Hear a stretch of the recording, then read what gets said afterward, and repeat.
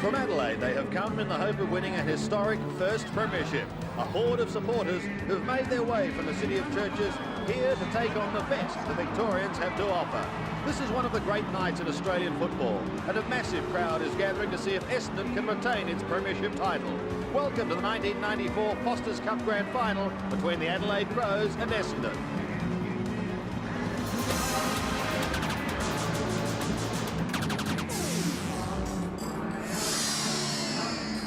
And now to set the stage for tonight's heavyweight clash, Australia's own Deborah Byrne.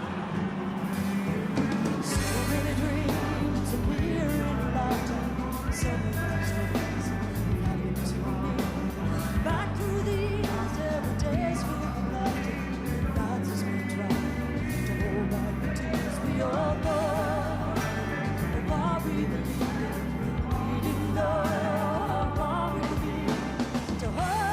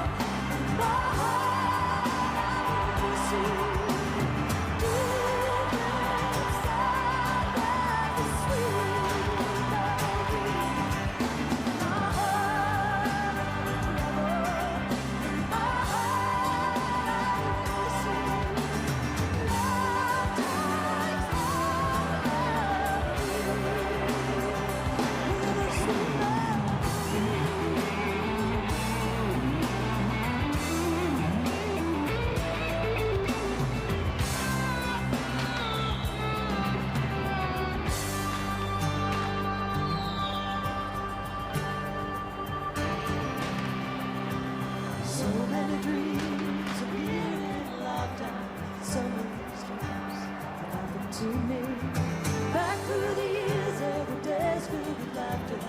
Nights has been trying to hold back the tears we all bought.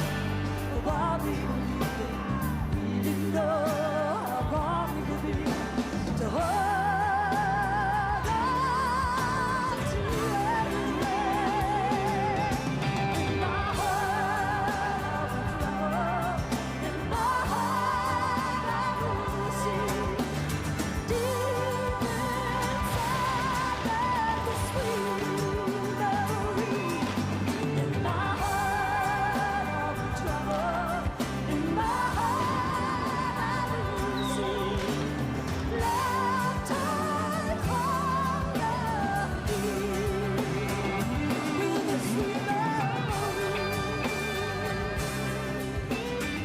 And what a magnificent sight, Waverley Park humming with anticipation. The big moment approaching for both sides.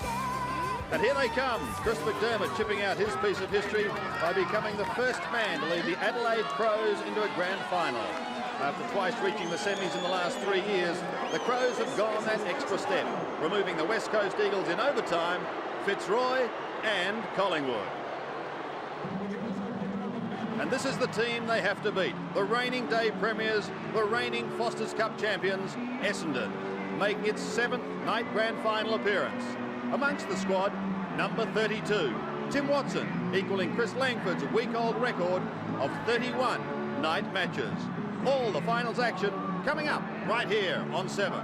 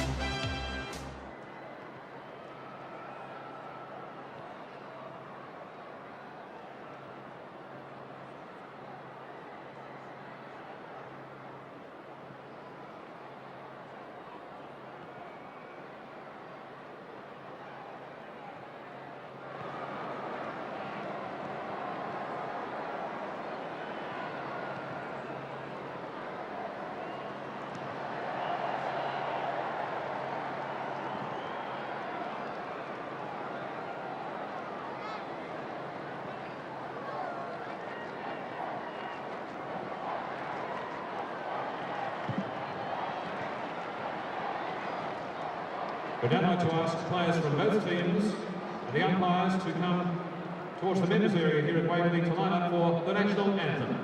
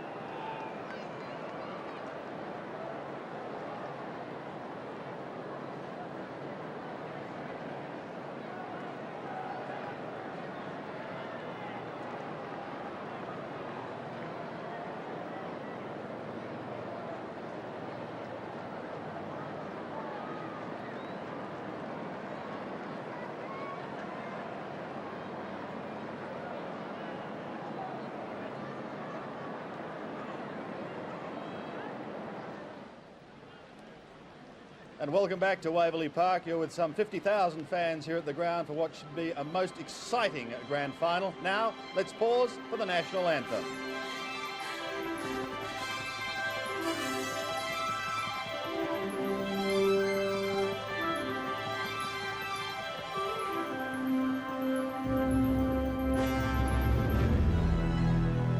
Would you please welcome into centre stand, Deborah Byrne, for the singing of the national anthem.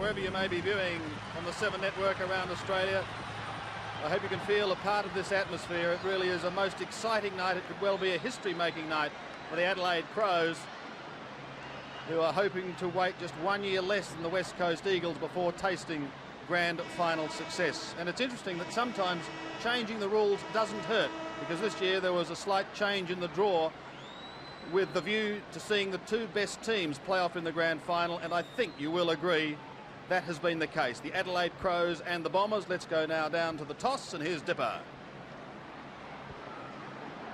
Yes, here we are in the middle of the ground, and Debbie's first time she's flipping a coin. You nervous? I'm terrified. I want to touch the football. But you can touch the football. Go on, touch the footy. That's the girl. And we're just waiting for the captains to come out. We're just waiting for the two captains to come out. Oh boy, is football the winner tonight? Absolutely magnificent out here. It's dead calm. The ground's a little bit dewy. So I think the flip is just going to be for a psychological... Okay, the boys are here.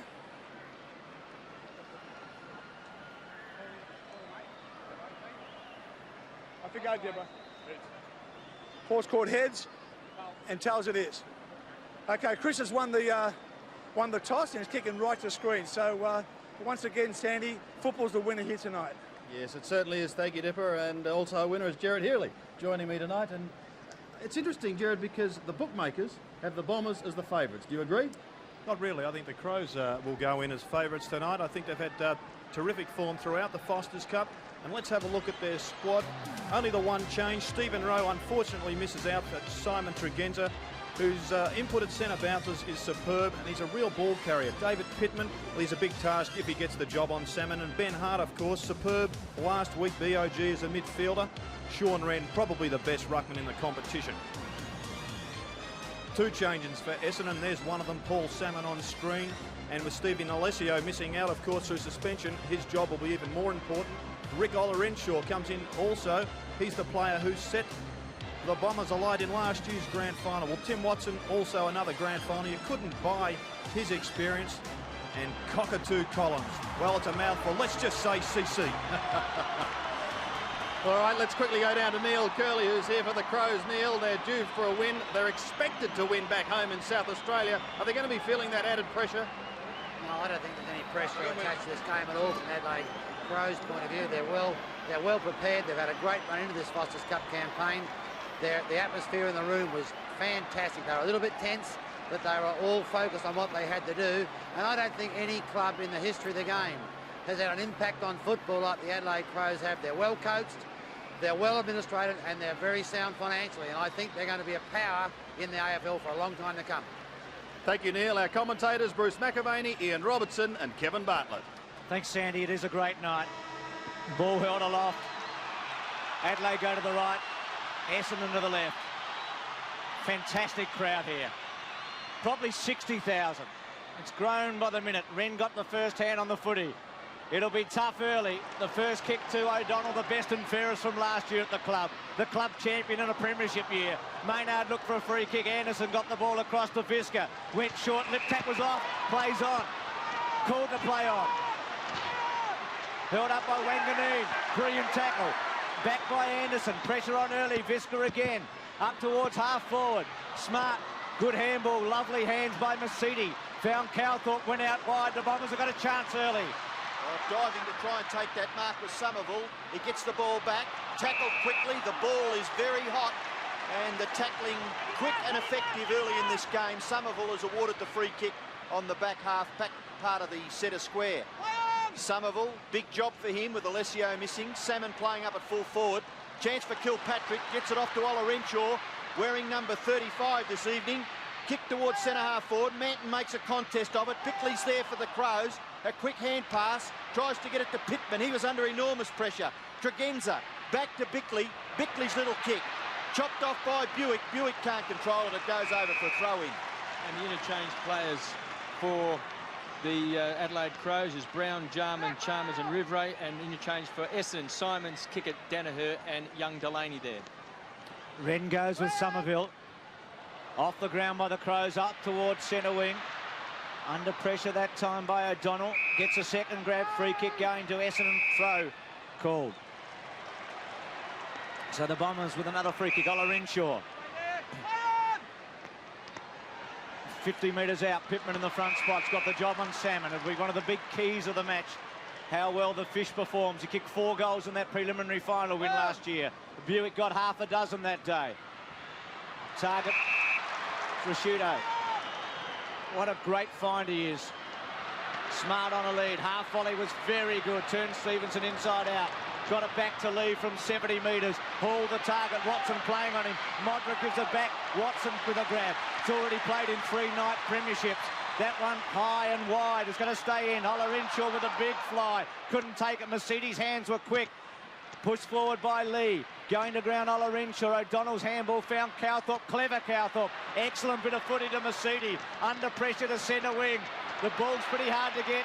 Scoring's going to be difficult early. Hart turns and twists and goes back towards the 70-metre mark. Smart goes high, couldn't quite take the mark. McGuinness swoops on it. He can nearly kick this from 50. Goes long. Modra got it. What a start for the superstar full forward. His acceleration was excellent then. Probably a bit lucky, Kevin, don't you reckon? I think McGuinness's kick was meant to go closer to the goal line than into Modra's hands. 15 metres out. Modra goes for it and goals. Well, he's a great player, Modra, and you've got to remember that last year he kicked 129 goals, and the next highest goal kicker for the Adelaide Crows was 28, and that was by Liptak. So here's Smart going up there. He's got young Stevenson playing on him, which is a big task for that young boy. Tremendous pick up there by McGuinness. It wasn't a directed kick towards Modra, but he plays in front and took it in front. One thing to mention about Tony McGuinness, he always picks the ball up with one grab. He never paddles the ball along in front. That's why he doesn't leave himself open to be hit by an opposing team. You see Brown there and Chalmers and Big Rouvray sitting on the interchange bench for the Crows. And Brett Chalmers, an interesting player for Adelaide this year. The tap down, Masidi. Ben Hart overruns it. Wren's in there. Picked up by Masidi. Can't get clear of the pack. The hand pass not bad. Ola Renshaw tries to tap it to Harvey's advantage, but he's dispossessed well by McGuinness. Another example there of what Kevin Bartlett was talking about, a one-grab player. Away to Anderson. Anderson over the top, Tregenza. In turn to Lee. Lee bombs away into the square. Fletcher gets back and forces a rush behind. So the Crows lead 1-1. Essendon yet to score. The Bombers have forced the ball forward once to centre-half forward. We can see there, good pushing back there by Fletcher and gets his fist to the ball. He's 6'5". He played very close and he's quick. Of course, Modra, one of the quickest full forwards, but so's this boy. He's been under a little bit of a cloud as far as preparation is concerned this year, Dustin Fletcher.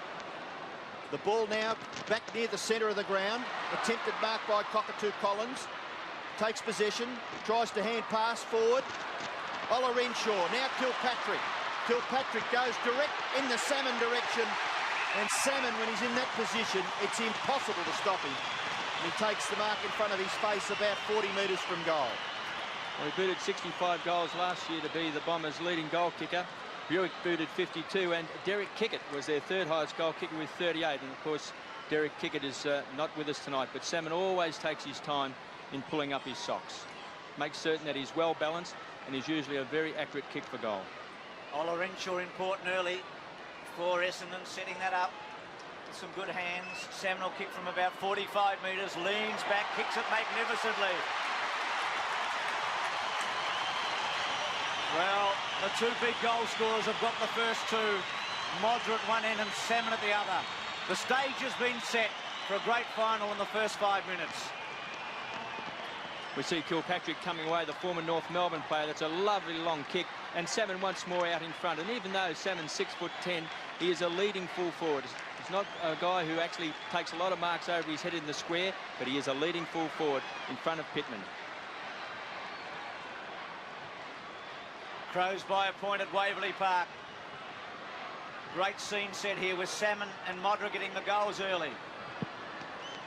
Somerville jumps first. Wren probably got his hands on it. Mercedes over the top of it. As far as Cowthorpe couldn't get it away. Hard ball to win. Wiedemann tries to weave his way out. Harvey turns on a coin. Cowthorpe's handball good. Ola Renshaw's been cleared early. Doolan goes wide. Buick the target. Buick's been in magnificent early season form. Cockatoo Collins who can really charge. Centering kick over the 50-metre line. Maynard at the back of Manton. Buick off the ground. Rolling, rolling, rolling.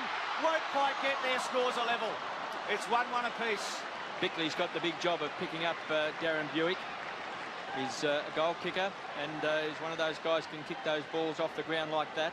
But big job there for Bickley.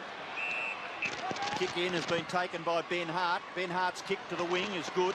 Rashudo, really like the look of this young fellow. A kick towards half forward. Clean bowls Nigel Smart. The ball forced over by young Stevenson. And we'll have a throw in right half forward for the Crows. It's probably 2 kicks from their goal. And we'll have a look now at what the weather's got in store for us. 16 going to be 11. Perfect. Couldn't get it better for this grand final. Calthorpe misses it.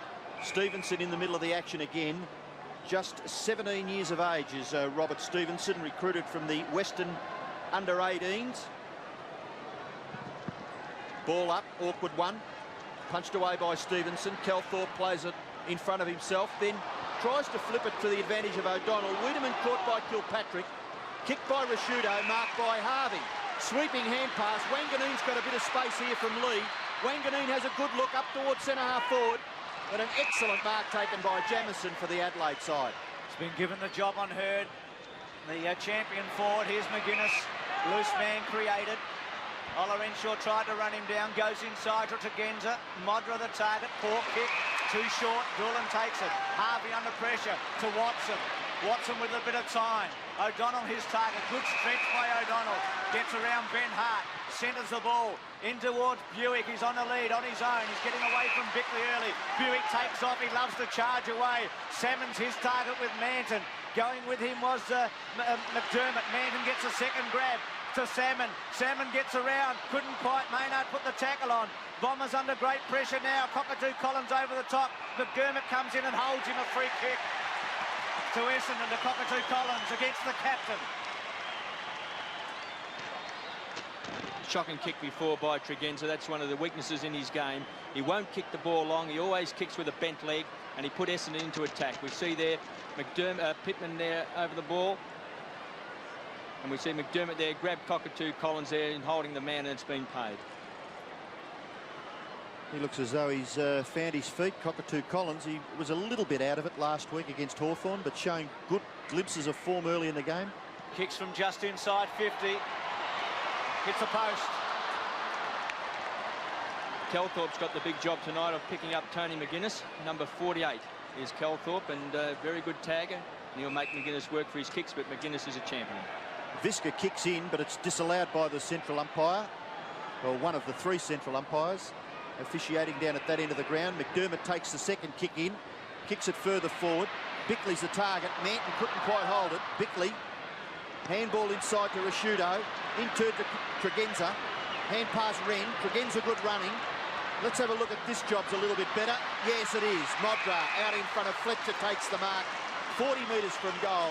And good work by the Crows, taking it the length of the ground. Finishes with the champion full forward. Now Modra, no trouble with the distance. But just off to the right. And through for his first behind for the evening. He's kicked 1-1, Tony Modra.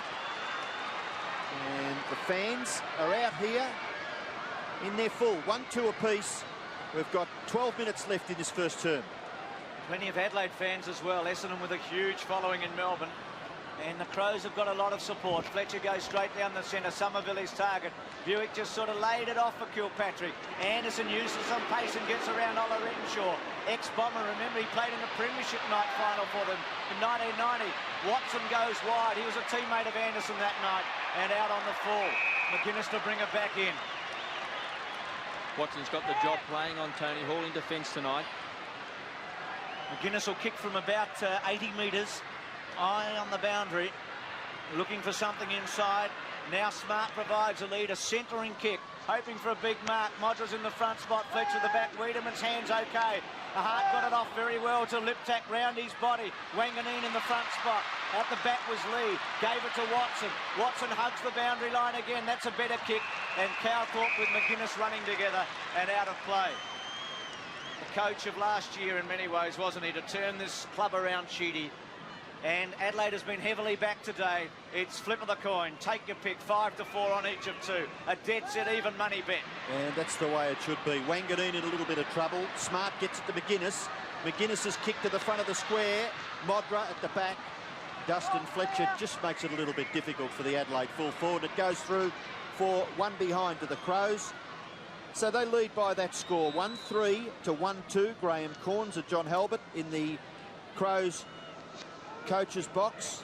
Absolutely perfect conditions, Kevin, for a game of football tonight. Well, it is, and both these sides, and Dipper said before, neither side will have an advantage with the breeze, so the best side is certainly going to win. It won't be the elements. Fletcher's kick in goes well past the 50-metre line. Kilpatrick to Mercedes.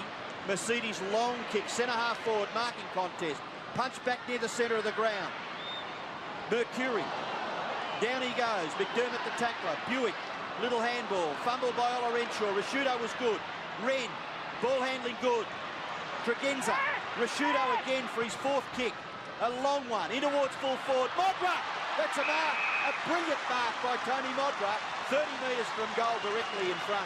Well, already he's looking a bit too dangerous for young Dustin Fletcher. Only played that one game last week after being out. And, of course, playing in front. He kicked 6 goals on him in the preliminary final last year.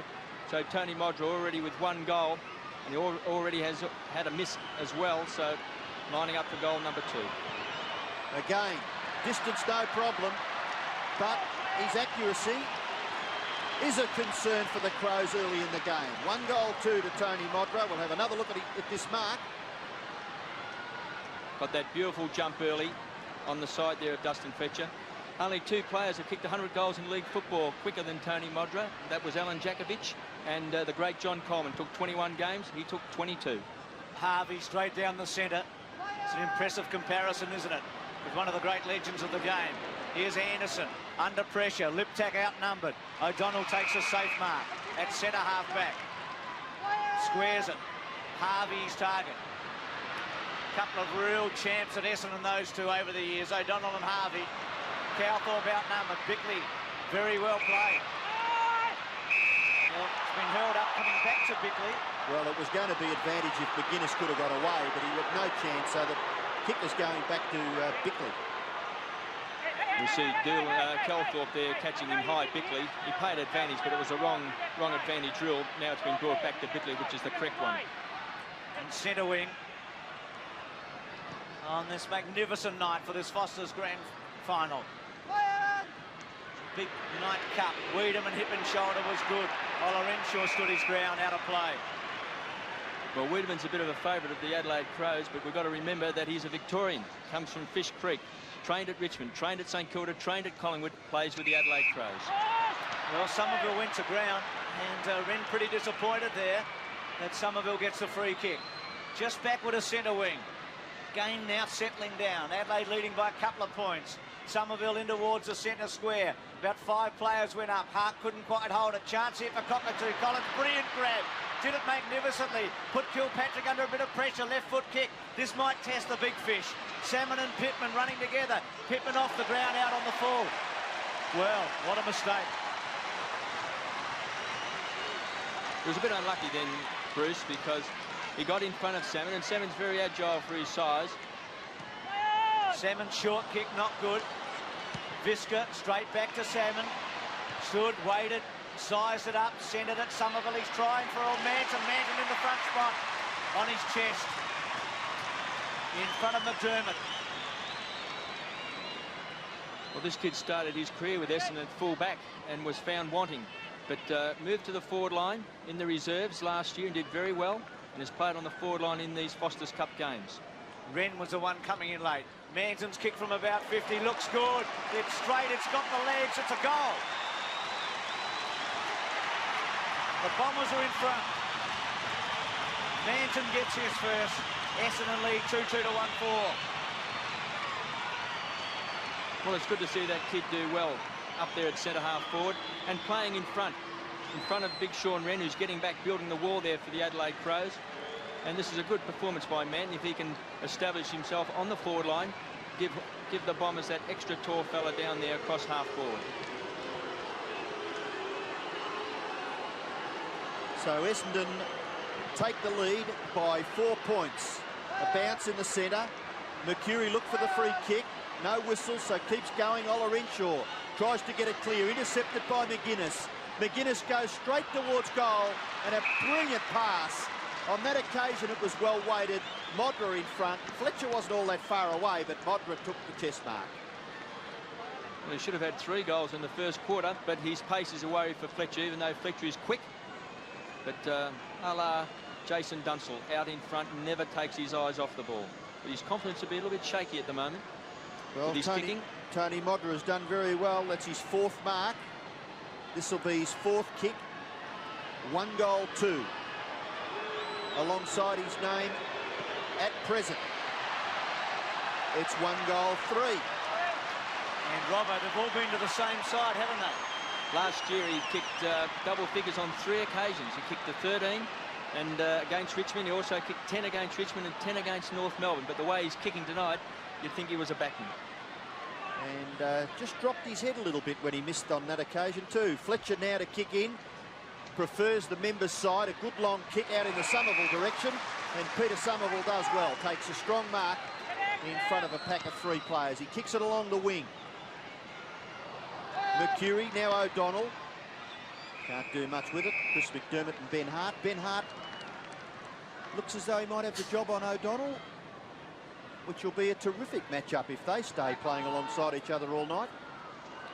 Been switching them up a bit, Robbo. McDermott had O'Donnell for a short time, and Hart's been running with Mercury and O'Donnell. Wiedemann goes back to McDermott. Got a bit of time. A high ball to centre half forward, hoping that Smart can get there. Wanganeen kept his eye on it with courage. Watson handball was very good to Dolan at centre half back. Essendon again rebound up to centre wing.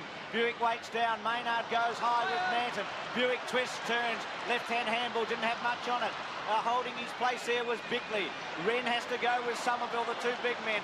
Buick, good hands. O'Donnell chips it round the corner to half forward. In the front spot, Hurd. At the back was Jamison. And they run it to the boundary line and out of play. Jamison with the job on the champ, young Hurd. 0-0-0-0 for James Hurd at this stage.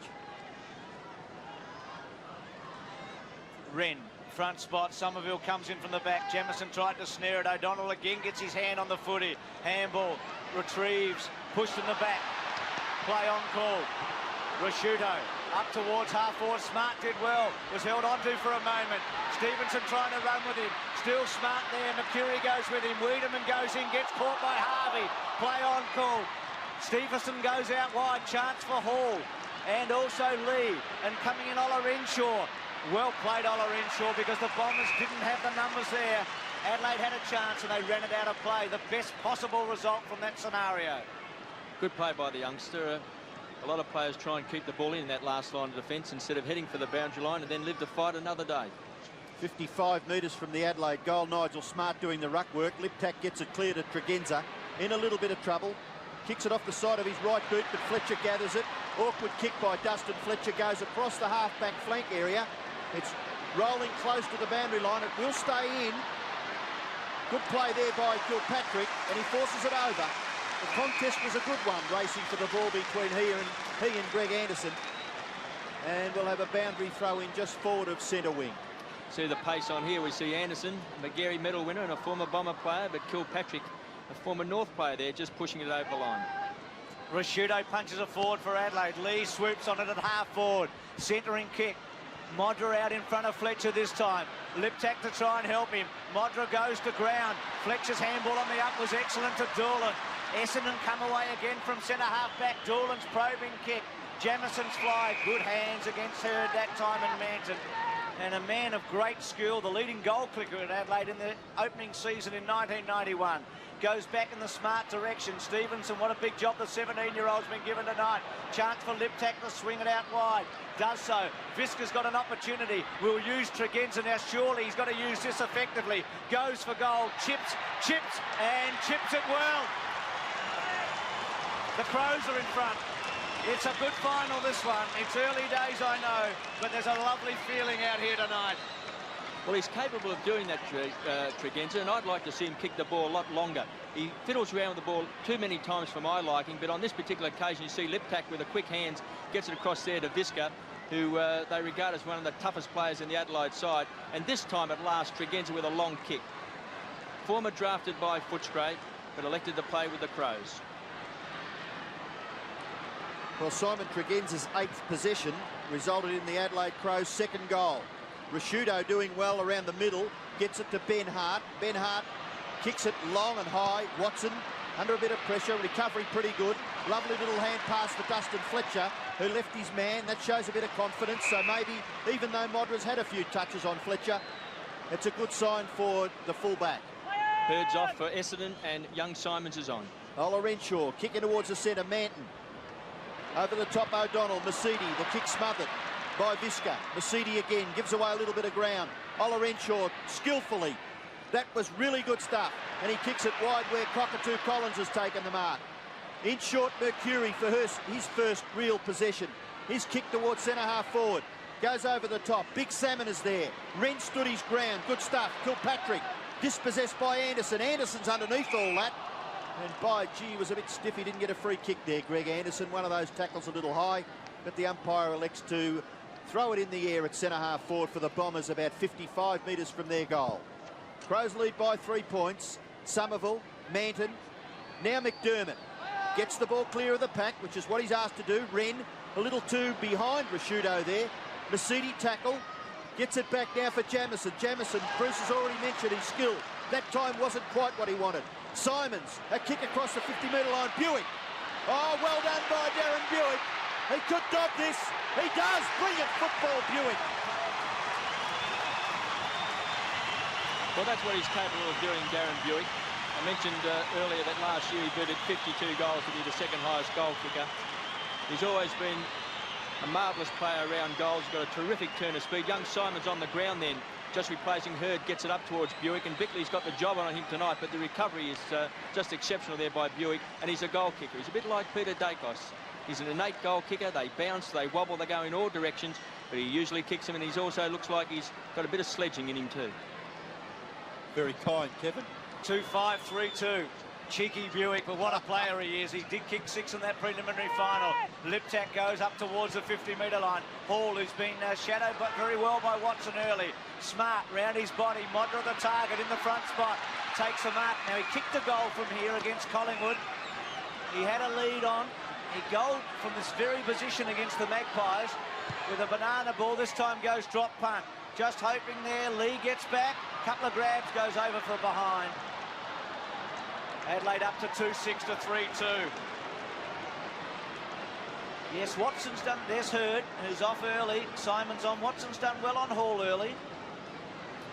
Yes, we haven't cited Tony Hall, who did so well by booting 4 goals in the first half last week. But still, Fletcher's having his troubles with Modra. The Bombers are lucky that he's not on target. Very short to Watson. Oh, only half a kick by Tim, an awful one. He had 2 opportunities. One was Wanganeen and the other was O'Donnell, and he found Lee in the centre of them. Lee given the job of minding Wanganeen. He normally starts in the back pocket, and the Bomber fans tell him to hurry up with it. He's waiting for a lead. Hall provides the first. Oh, gives it an awful old hook, that one. He kicked it like a back pocket, and out on the full. Well, he's the oldest player in the Adelaide Crows side. Started his career at Hawthorn, played reserves football, wasn't good enough to crack it in the senior side. So he's done well at the age of 30 to be a pretty integral part of the Adelaide side over the last 3 years. Only Tim Watson older out there tonight, and that's unforgivable, isn't it? Straight back to the Crows from Ben Doolan. Well, he's got a lot to live up to, Ben Doolan. He's got big raps on him. He hasn't done anything yet in league football. Here's his chance with the Bombers. Ben Hart's centering kick. Hall sets himself. Modra the fly, can't grab it. Fletcher well played. Thumps it over the line, concedes a point. Well, doesn't he look dangerous at the moment, Tony Modra? I think Dustin Fletcher would breathe a sigh of relief there, because Modra had the chance to take the mark. He's a little bit shell-shocked at the moment, but Modra's in terrific touch. His kicking is a little bit shaky at the moment, and therefore his confidence will be a bit down. But I think the next time he kicks a goal, we could see Tony Modra's in for a very good night. Fletcher kicks into the far side, good distance out towards O'Donnell, and he did it in the finish. It looked so easy. Over the top of Lee, hand pass for Wanganeen, who's got a little bit of space. He's at centre half back. He kicks over the centre. No mark to Manton. Through goes Bickley. Didn't take the football with him. Manton and Michael Simons and Chris McDermott, the Crows captain, last to regain his footing. So the bounce on the right point of the square. Somerville and Wren. Well done, Somerville. Hart couldn't quite get rid of it. Calthorpe, O'Donnell, Buick. Back to Simons. Simons, shot for goal. Oh, he could have let it go. It was a goal, but he'll kick it anyway. Always mark those ones, Robbo. You're never quite certain where you are. I mean, you might as well take the mark on the chest and make an absolute certainty of it. You would have marked it, because it would have been a goal for KB. I think Paul Seven did exactly the right thing there, Robbo. Terrific hands there by O'Donnell getting the ball out. And we've got to remember that O'Donnell has finished in the top 3 in Essendon's best and fairest for the last 5 years. Very valuable player. And so is that man. Salmon kicks the goal. 2 goals now to Paul Salmon. He's often played very, very well against the Adelaide Crows. They've had a great difficulty with his height down there on the forward line. That's why Pittman's down there tonight. We see Buick with the ball. Gets it across to Simons, who came onto the ground replacing Hurd. And he could have let it go, but he wasn't quite certain exactly where he was. He could have been backing back into the goalpost there, and he had to mark it and just make a certainty of it. Handy one, isn't it, as the quartet kick it. Delaney, Chris Danaher and Hurd just warming up. I was just going to say, young Delaney there last year, the youngest player to play league football, just 17 years of age. 4 games last year, and they've got big raps on him down there at Windy Hill. O'Donnell with 10 touches has been important early. Inside the last minute in this opening quarter, Essendon lead by 7 points. Somerville again flies early with Wren. No free kick to Wren. He looked for one. Hart can't get through. Caught for holding it. That's a bit rough, KB, isn't it? Well, I'd like to see it again. The tackle forces the ball to spill free. Wouldn't it be better just to call play on? Somerville from the centre square. You've got to make an effort to get rid of the ball once you tackle. Big play here, because if Essendon get another goal, it'll be a very handy lead in the context of this game. Salmon was there, it was punched away. Kilpatrick had to concede ground, but cleverly to Masiti. Masiti back to half forward. Manson, Bickley. Buick was roving. Bickley just held that one up. Anderson goes crashing in with Bickley and Buick. Forever busy. McGuinness tries to lay it off. Again, Cockatoo Collins looks for a free kick. And it'll be a bounce down at half forward. Essendon inside the 50, but the clock is ticking away. Sheedy down low. We saw Bomber Thompson 5 minutes ago. Their great captain and champion on the sidelines tonight. Pittman just wins a cockatoo. Collins looked for a free kick, didn't get it. Adelaide defending strongly and bravely at this stage. As the siren sounds on what has been an excellent opening term. Essendon leads Adelaide by 26 to 19. It's 4-2 to 2-7.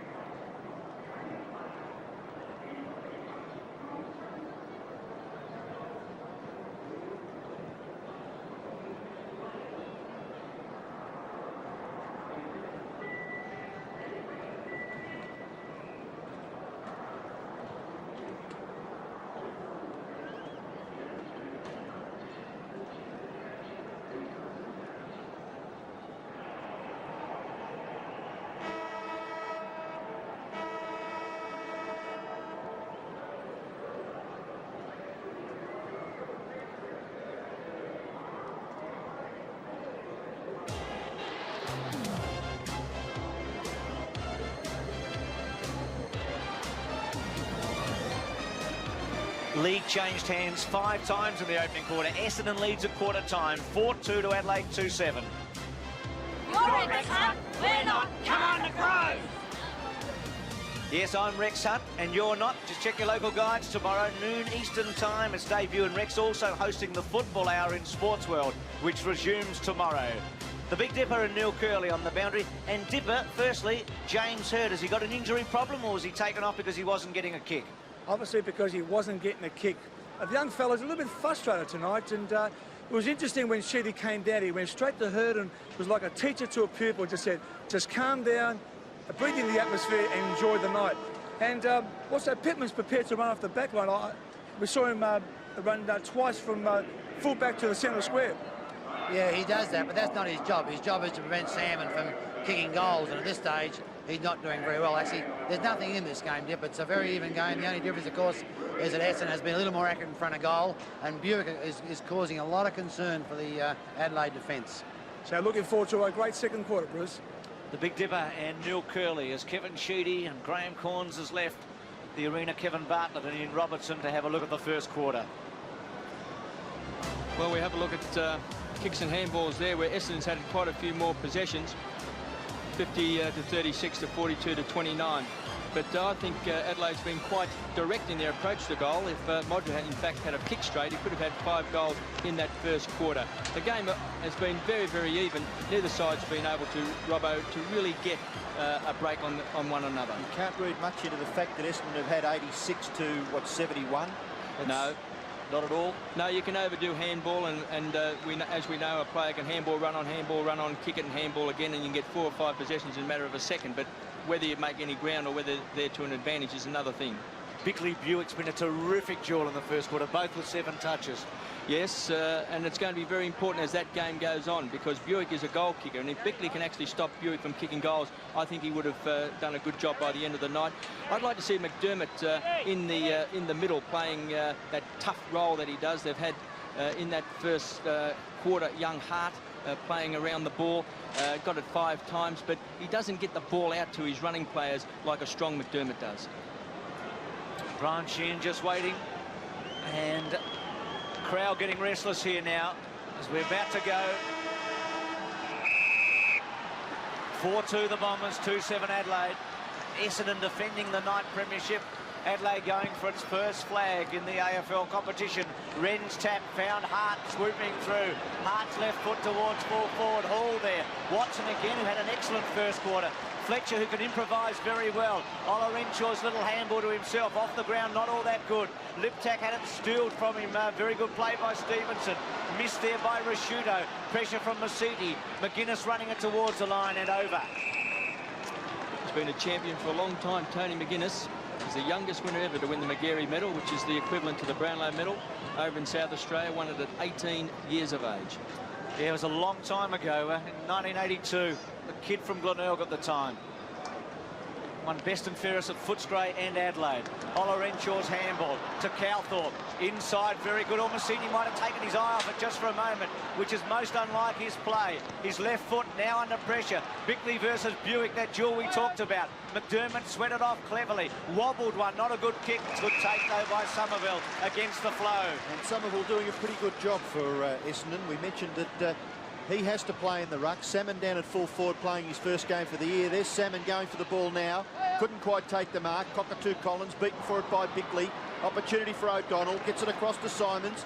That hand pass really wasn't all what Simons planned to do, I wouldn't think. Kicked across the half-forward line by Kilpatrick. Calthorpe. Now Buick. Buick's kick across his body, or Cockatoo Collins allowed it to go over his head. Maynard there, helped out by McDermott. McDermott's kick goes back to the 50-metre line, and well done, Kilpatrick. Kept his eye right on the footy and took a safe chest mark. In towards the 50-metre line proper. Good mark taken by Somerville. Probably held it just long enough. Ben Hart a little late there. What happened then was that Wren went back to pick up Paul Salmon, expecting Kilpatrick to kick the ball into the square, and left Somerville as the ruckman, as a loose man at centre half forward. So it was good vision there by Kilpatrick to get the ball across to Somerville. You may even see Wren charging in. He was trying to make up about 30 metres, but he couldn't get there. Somerville will kick from 55 metres. The lead by Salmon goes over the top. Manton gives away a little bit of ground. Hand pass was pretty good for Calthorpe. Now O'Donnell. O'Donnell shot for goal. Very good, Gary O'Donnell for goal. So Gary O'Donnell's first goal is the Bombers' 5th. The Essendon fans are pretty happy. They lead by 13 points. What a fabulous player Gary O'Donnell is. Took about 5 years. He played about 5 years in the reserves at Essendon before he even got a senior game. And over the last best and fairest winner last year in their grand final, been in the top 3 for the last 5 years, and he's just kicked an important goal. Handy break now for the Bombers. 5-2, 2-7. It's stretched out to 13 points. O'Donnell's goal. Rashudo from Rendo. Anderson ducks his head, gets a free kick. Free kick came just before the head went down. Anderson sweeps it out wide. Hall, who's been well shaded by Watson, who's played a wonderful first quarter, goes out wide. And Maynard there with Manton. Now Watson calling for some assistance here. Doctor was out to him earlier, and he could be in a bit of trouble. Now he's called O'Donnell back onto Hall. Dipper? And from down here, Watson wants to come off. It looks like he got a knee in the back early on in the quarter. Thanks for that. Maynard to Visca. Anderson, Chris Danaher's getting ready to come on. Rashudo paved the way for Anderson's kicks a beauty to Smart. Good football, Rashudo. Now Watson caught between the devil and the deep blue sea. Now he's coming off, and Danaher about to come on. Smart will kick from outside 50. It'll take a very good kick. Leans back on it. It's right there to the square. Modra's fly. Well done by Fletcher. Punched away by the Bombers. Out of play. 5-2 to 2-7. Essendon leading early in the second quarter. Well, Watson coming off is a little bit disappointing for Essendon because he has done a very good job on Tony Hall, but Chris Danaher is a very, very solid player, a close checking player, and with Hall's confidence down at the moment, and Hall's not a quick player. He relies on his marking.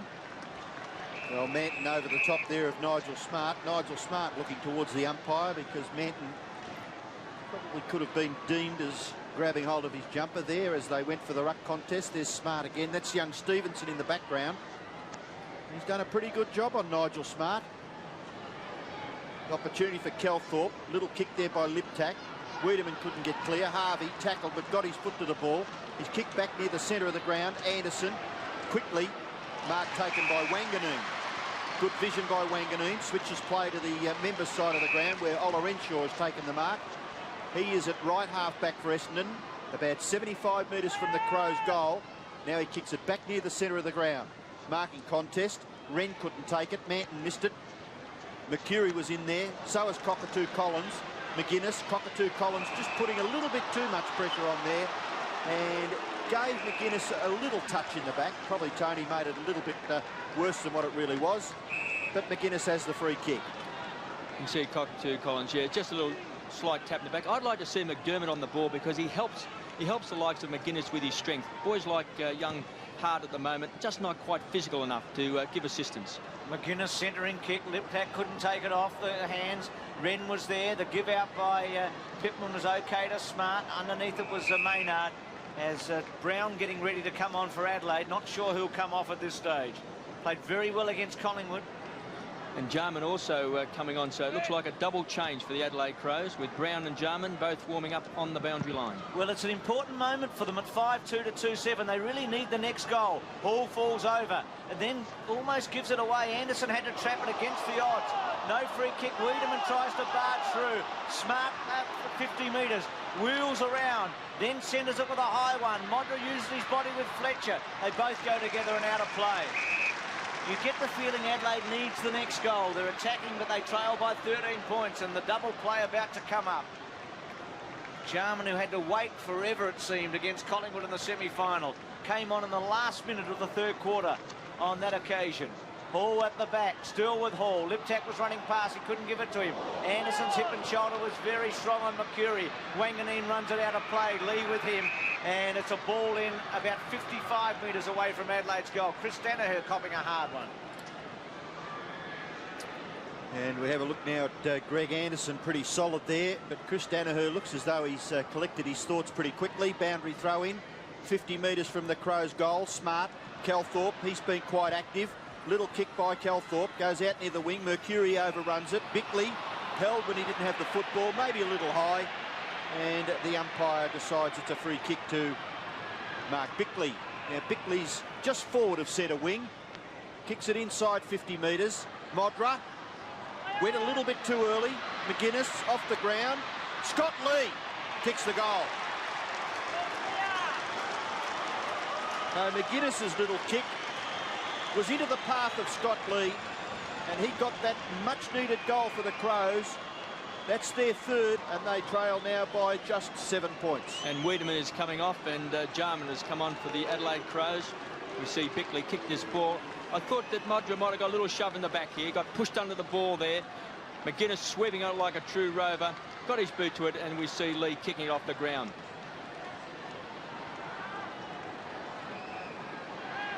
Adelaide have kicked 3-7, Essendon 5-2. Leading goal scorer on the ground is Salmon. He's the only one that's kicked more than one. Mercedes, Somerville, going nowhere. McGuinness, the pressure by the Crows at the centre bounce was good. Kick towards half forward, punched away by the Essendon defence. Mercedes goes back to Doolan. Doolan this time has a good look, kicks it forward. Manton being held. And in that double change, Liptak is off and Brown is on. And we see Wiedemann having a little chat with coach Graham Corns. The kick towards half forward, no mark taken. Taken by Mercury, a magnificent handball, and Buick runs into an open goal and gets his second. Well, I would have said maybe that Mark Mercury a little quiet, but by gee, that was one of the slickest handballs we've seen for the night. And the thing I liked about Darren Buick then is that when he ran into the open goal, he just kicked the ball. We see Manton kicking the ball up there now. The tap line came from Salmon. Tremendous hands and great vision there by Mercury getting across to Buick. But as he runs into goal there, he just kicks the ball nicely through the goals. Too many players kick the ball out of the ground. Bit of lair rising when they do that. I reckon that I really like to see a player when he's going to kick an easy goal, just kicks the easy goal. Tregenza and Olorenshaw at it, 6-2-3-7. Not only an easy goal, it was a drop kick, KB. Under no pressure. Anderson concedes some ground. McDermott punches it forward. Wanganeen, Rashuto with him. Two of the young Lions in the AFL out of play. The Brownlow medalist. What a player he is. Played a lot of footy for a 20-year-old, a premiership at Port Adelaide before he came here, and so's this man played a bit of footy. Timmy Watson there started his league career on this very ground back in 1977 against Richmond. Went 15 years and 305 days. Harvey, Tregenza tries to take it. Jarman's first touch. Tried to get it through to Tregenza, missed the mark. Olorenshaw to Cockatoo Collins, who'll run away from nearly anybody. Lee tries to go with him, puts enough pressure on him. Still Cockatoo Collins. Lee running him towards the boundary. Cockatoo Collins then comes inside. Not a bad kick in the circumstances. Salmon, no, couldn't quite get there. Maynard held his ground. Buick good. Bickley couldn't quite get it away. Buick looks for a free kick. McDermott under pressure. Thumps it back towards the centre square. Rashuto's there. Masidi puts some pressure on Anderson. Rashuto tries to get a handball away to Jarman. He does to Visca. Visca runs through centre. Kick off balance. Smart in the front spot. Stevenson with him. Smart applies a tackle. It ricochets away from Brown.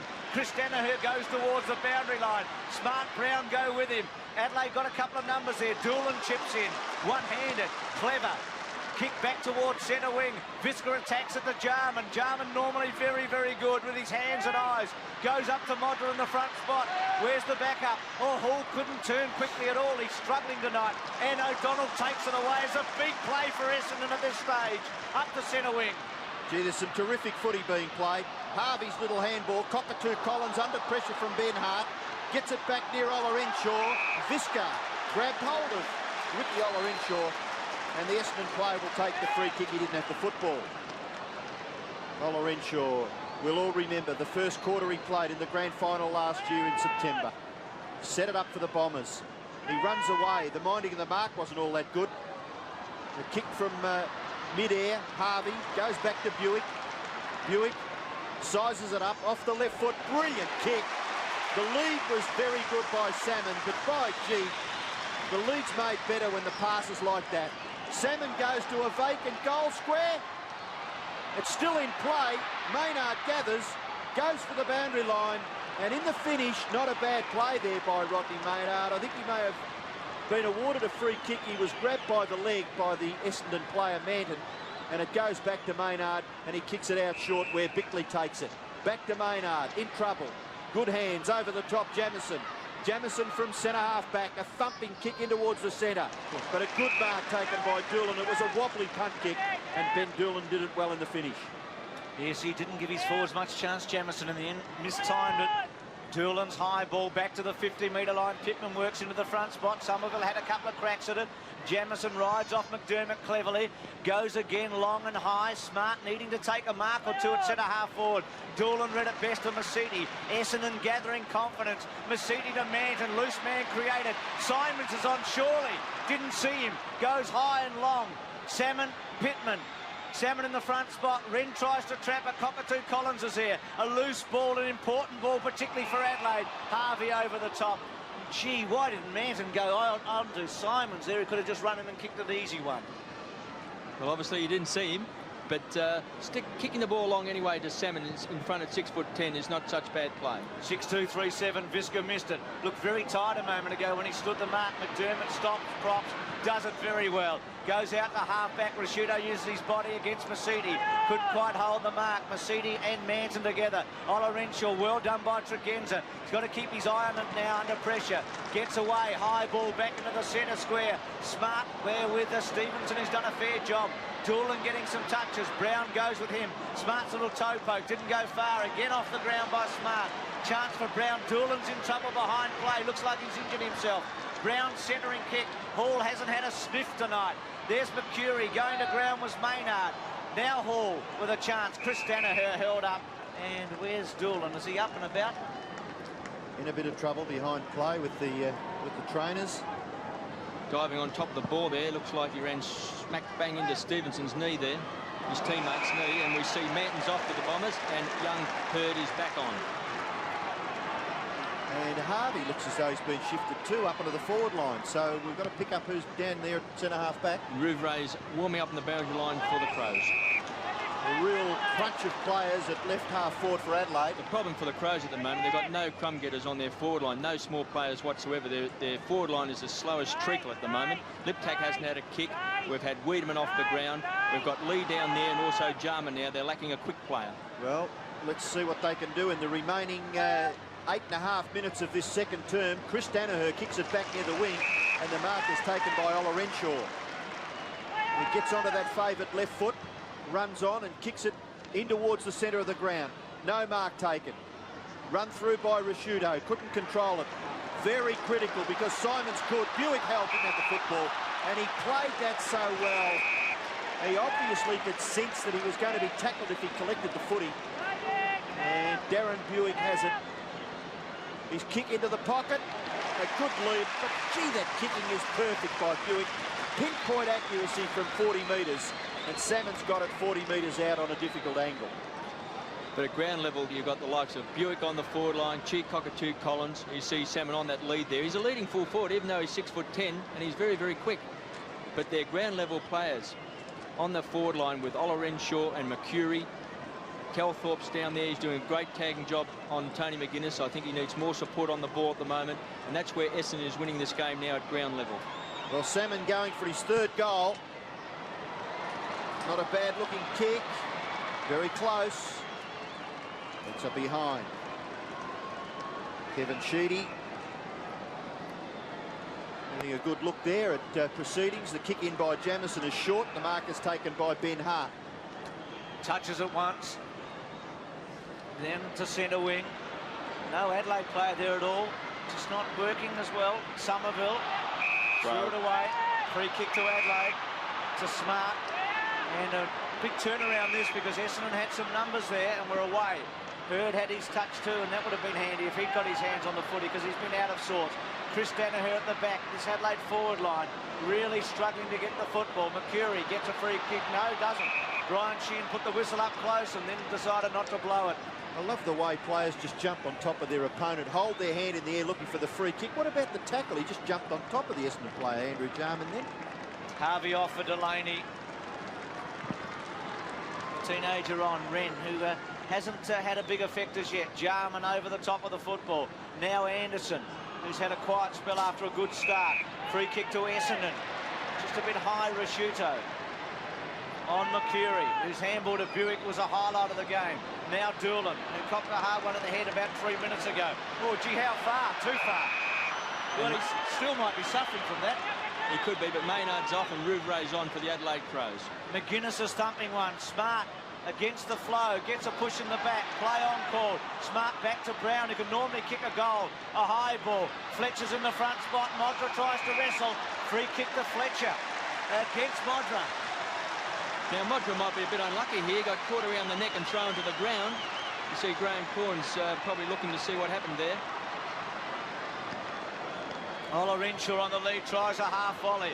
Has it taken off him by Tony Hall. Hall deep in the pocket, centering kick, not a Crow player there. Fletcher went to ground, McCurry gave it away. Brown's tackle okay. Wanganeen to butter up and come out towards half-back, where Rouvre has just come on, takes a diving mark. Good effort by Paul Rouvre. Picking up the tempo of the game very early. He's asked to play on. The kick in towards full forward. No mark taken. Fletcher punches it away. Jarman's had an impact. Grabbed by the leg, was he? This is most unlike Adelaide's style of play. Their forward line is very, very crowded.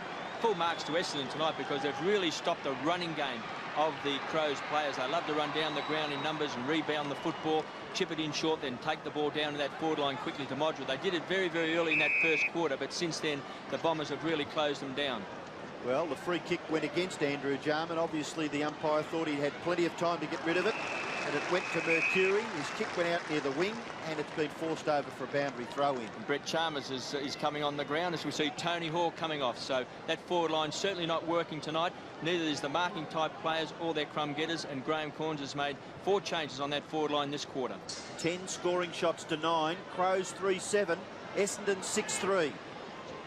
Ola Renshaw and McGuinness. The football in there somewhere, and the umpire will bounce it once again. Inside the last 5 minutes in this first half, Tony Hall, who went off at half-time in the semi-final, but under very different circumstances after he turned 3 Collingwood players inside out tonight, hasn't had a shot at goal. Free kick to Essendon, they're getting a few of them at the moment. I think Ben Doolan will come off too in a moment, Bruce, and Mark Harvey will come back onto the ground. Doolan's not quite right since that knee in the head from his teammate in Stevenson. Cowthorpe's kick to centre wing, Rouvray in the front spot, Simons off the pack. Wobbles one towards Bickley. Didn't take a Buick surely in the back that time against Bickley. And Doolan's off. Still a bit groggy. Bickley back to centre wing. Smart at the back, front spot Somerville. Good give by Brown to Lee. Lee off, and it robbed off him by Masiti. Thieved it from him brilliantly. Good Mark McDermott running back. Would feel that an Essendon player was going to come in strongly, and they did, but he held his ground. He's been suffering with a knee. See it heavily bandaged. Had to undergo a fitness test this week to play. High ball by the captain, not a lot of penetration. Chalmers is there, but front spot's going to be paid against Somerville. To Chalmers, first hand on it. That is ridiculous. He was recruited by Richmond and, of course, went across to Collingwood, controversially, and back to the Adelaide Crows. To Anderson, Anderson's kick. Oh, gee, Mercury, bad mistake. Wanganeen, fortunately for Essendon, to take it away with a bounce and a run. And what about the surety of Gavin Wanganeen? Ola Renshaw took the mark. There's Harvey back in that key defensive post. His kick smothered off the boot. Anderson collects it in towards half forward. The mark taken by Wren. And this big fellow will kick the distance. We wouldn't be surprised if he kicks a goal either. I'm a great rap for Wren. I think he's the best young ruckman to come into the game since Len Thompson. He reminds me a lot of Len Thompson, and played 300 games, won the Brownlow medal, won the Copeland Trophy 4 or 5 times. I think Wren has got all the attributes of a Len Thompson. Great agility on the ground, pace for a big man. He's got sure hands, and he's also a very good kick. Well, here goes Sean Wren, looking for the distance.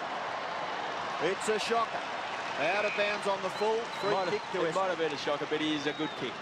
For a guy that's about 6'8", he's got a natural kicking style. Chris Danaher to kick it back for the Bombers. Out towards half-back, taken by Ola Renshaw. Tackle there by Rouvray. Going nowhere, umpire will call for a bounce. 3-7 plays, 6-3. And we've got 2 minutes left in the first half of this grand final of the Foster's Cup. Andrew Jarman tackled. Ball spills for McGuinness. Didn't have the football according to the umpire. So Andrew Jarman will take the free kick. Hasn't been on all that long. 5 possessions. Kick to Modra. Well done. Good lead, good kick. And Modra has the chance to get his second goal. He's kicked 1 goal, 3 so far. And the 3 behinds that he's kicked could all easily have been goals. Well, it was a beautifully weighted kick there by Jarman, and Modra out in front. When the Crows have played well, as we've known the Crows, they've always had McDermott on the ball and Jarman on the ball, feeding the ball out. Tonight, one's on the bench, one's in defence. Modra shoots for goal, and he puts it through. So Tony Modric eventually gets his second goal, and the Crows fans are pretty happy about that. They draw back to within 8 points of Essendon close to half-time. It's incredible they're that close to the Bombers in actual fact, because Essendon's been by far the better side. Modra out in front. This will lift his confidence because he's missed 4 set shots tonight. He's played very well, Modra, for the opportunity he's had.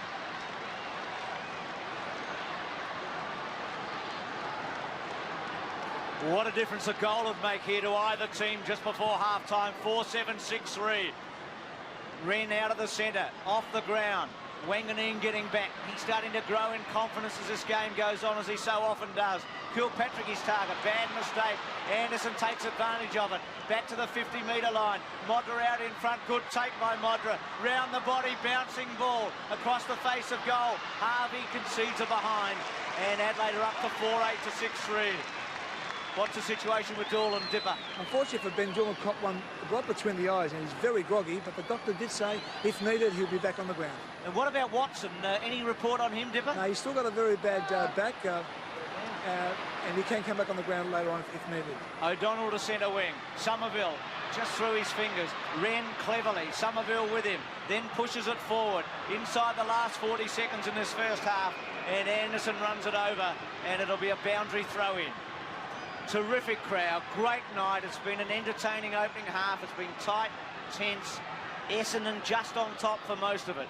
But Adelaide very, very close. Rashuto, who started well and has been quiet in this quarter. High ball doesn't go very far. McCurry kept his eyes on it with Cockatoo Collins. Masiti sweeps a handball out wide to O'Donnell. Can Essendon conjure up a late goal? Hurd, who's been as quiet as Tony Hall, two of the stars we thought. Bickley run down by Delaney, gets a free kick. And Bickley, who's had the big job on Buick. They've both had an impact on the game. Buick's been a dangerous forward. Bickley's kicked back into the centre square. Pittman and Wren, the two big men for Adelaide. Tregenza quickly forward to half forward. But the siren sounds, and at half-time, it's Essendon leading 6-3 to 4-8. So in that quarter, the Bombers kicked 2-1, and that's exactly what Adelaide finished up with. 39 to 32. Smart, reasonable at centre half forward. Buick, we saw a moment ago, has been very, very good. Wanganeen, Lee's had the job on him. Wanganeen's been drifting across half back in the back pocket. Modra's had a lot of touches and kicked 2-3. And at half time, Essendon leads in the final by 7 points.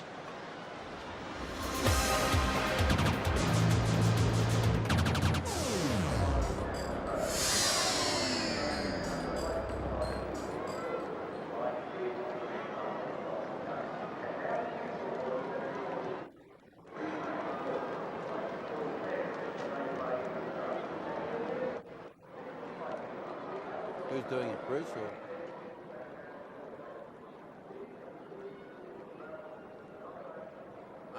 Sandy hosting. Scotty. Yes, is that you, Sandy? Sandy here. You there, Sandy? Yes, Sandy? I can't hear you. Yes, Jared? Not bad, mate. Hear me, Scotty? Yes, Sandy. Righto, go, mate. What do you got? We'll go through a list of names. Yep. Stewie Lowe. Scott Wind. Wind. Gareth John. Hang on. Yep. Derek Kickett. Yep. Craig Lambert. Yep. Nathan Buckley. Righto. Laurie Keane. Laurie Keane? Yeah, made a comeback today. He's going to prove everyone wrong.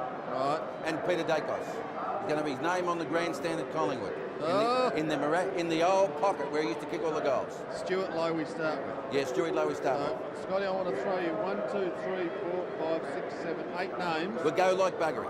8 names, one at a time. Okay. Righto. Keep punching in the end. Keep punching, yes, Sandy. Donnie, you can hear me, mate? Beg your pardon?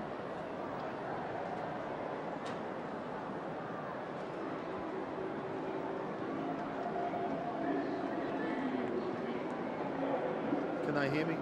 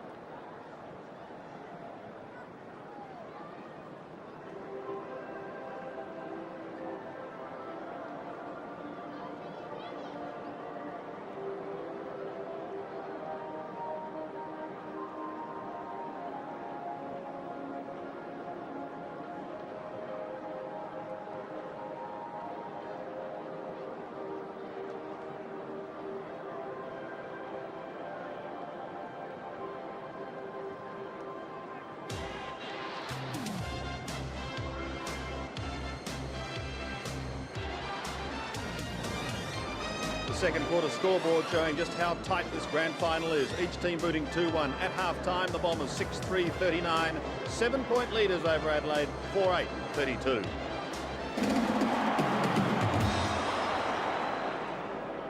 As we welcome Scott Palmer to our telecast. Scotty, I want to do things a little differently tonight. I want to throw a number of names at you one at a time. First up, Stuart Lowe. Has got a groin injury, Sandy. Will miss a couple of games at the start of the season. It'll be rest and recuperation from now on. Scott Wine. Did play in the seconds today for Footscray. Pulled up okay after his knee. And the coach said, our new captain will play next week. Let's stay with the big men. Gareth John. Gareth John played wonderfully well for North Melbourne against his old club, the Swans, today. And may rue the day that the Swans let him go. Surprise draft pick, Derek Kickett. Played in the twos for the Swans today, kicked a nice goal, a couple of nice hand passes. Barassi, fantastic, he said. On the subject of the draft, Craig Lambert. Craig Lambert played in the Bears' 55-point win over the Southport team, did well, and Robbie Wall said, we'll be in our first team. Collingwood recruit, Nathan Buckley. Has come from 25-1 to 14-1 for the Brownlow medal. A wonderful game against Melbourne and a big win by the Collingwood team today. Now here's one we've plucked from the past, Scotty. Laurie Keane. Made a sensational comeback for Subiaco reserves today in Perth. Said, I want to prove him wrong. And Peter Dacos. Peter Dacos. Well, Collingwood have announced today that his name's going up on the grandstand at Victoria Park. It's going to be on the Sharon stand in the famous wing, the famous pocket where he used to kick all those miraculous goals, Sandy. And Scotty, you've only got one thing left to say to us. Keep on punching. We certainly shall. We'll take a break more shortly. Australia's newest swimming sensation, Rebecca Brown, joins Bruce McAvaney on Sports World tomorrow morning.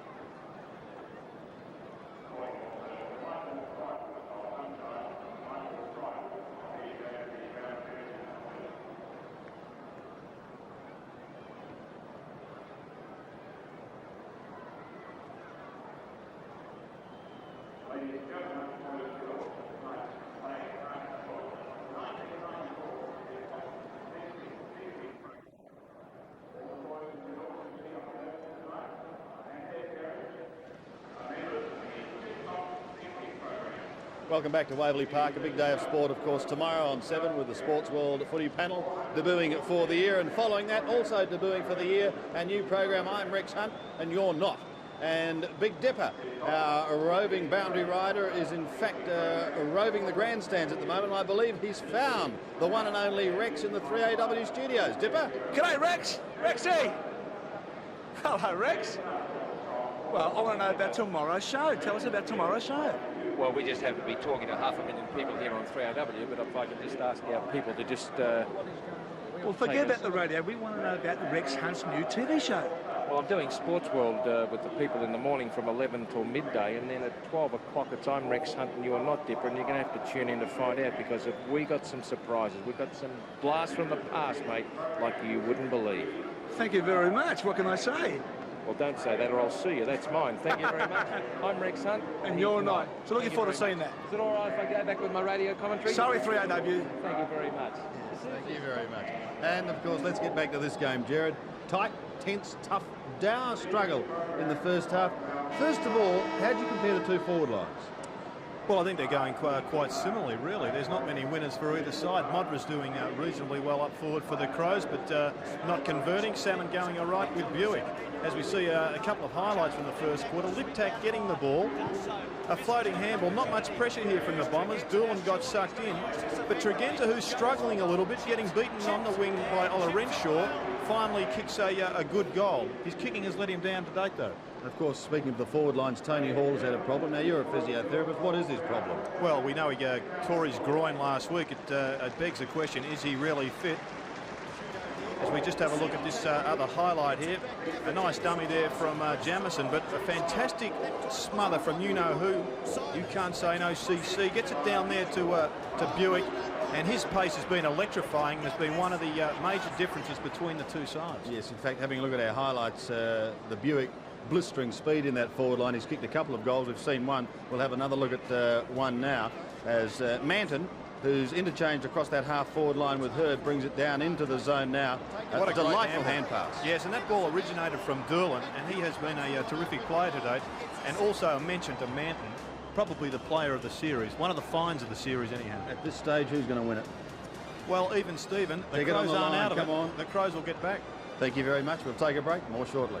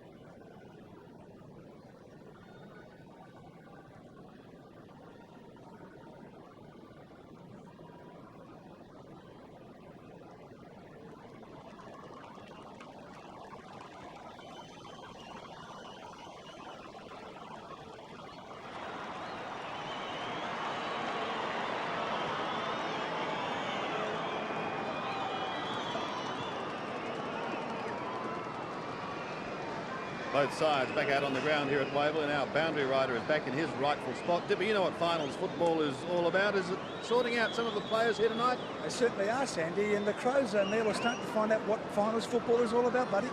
That's true, Deborah, but it's going to hold them in very good stead for the year to come. Great experience.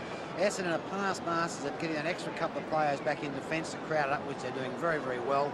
Also, it's very interesting to note the way Somerville is playing Wren and not allowing him to dictate and plan his defensive action and his back play. Somerville's taking him wide, which is preventing Wren from getting into the game. They're keeping their forward line very open, Essendon. They're playing great footy, and of course Buick, without doubt, is the most damaging player on the ground in the forward area. Now, it sounds like you're starting to give up here, Neil. I'm not giving up at all because we're fighting back. Didn't you see the signs? You hope, Sandy. No, they are. When Neil gets that stare, I know they are. Let's have a look at some individual performers. Firstly, Gary O'Donnell, Jared. Performance by O'Donnell, getting plenty of possessions, doing quite well on Ben Hart in the middle of the ground. And that's where Essendon really are dominating throughout the centre. Greg Anderson, perhaps one of the Crows' only winners. He's doing quite well on the wing against Kilpatrick, but still has plenty of room for improvement. Rick Olorenshaw, having a very good half of football and a good game to date, has had the better of Tregenza. And there's Tregenza, you can see though, 10 possessions. Kicked a pretty good goal on the run. He still needs to improve that kicking. Okay, just about set to go for the second half. Here's Bruce. 4-8 to 6-3 here at half-time. Stage now set for a big second half. Delaney on Anderson, Cockatoo Collins on interchange for Essendon.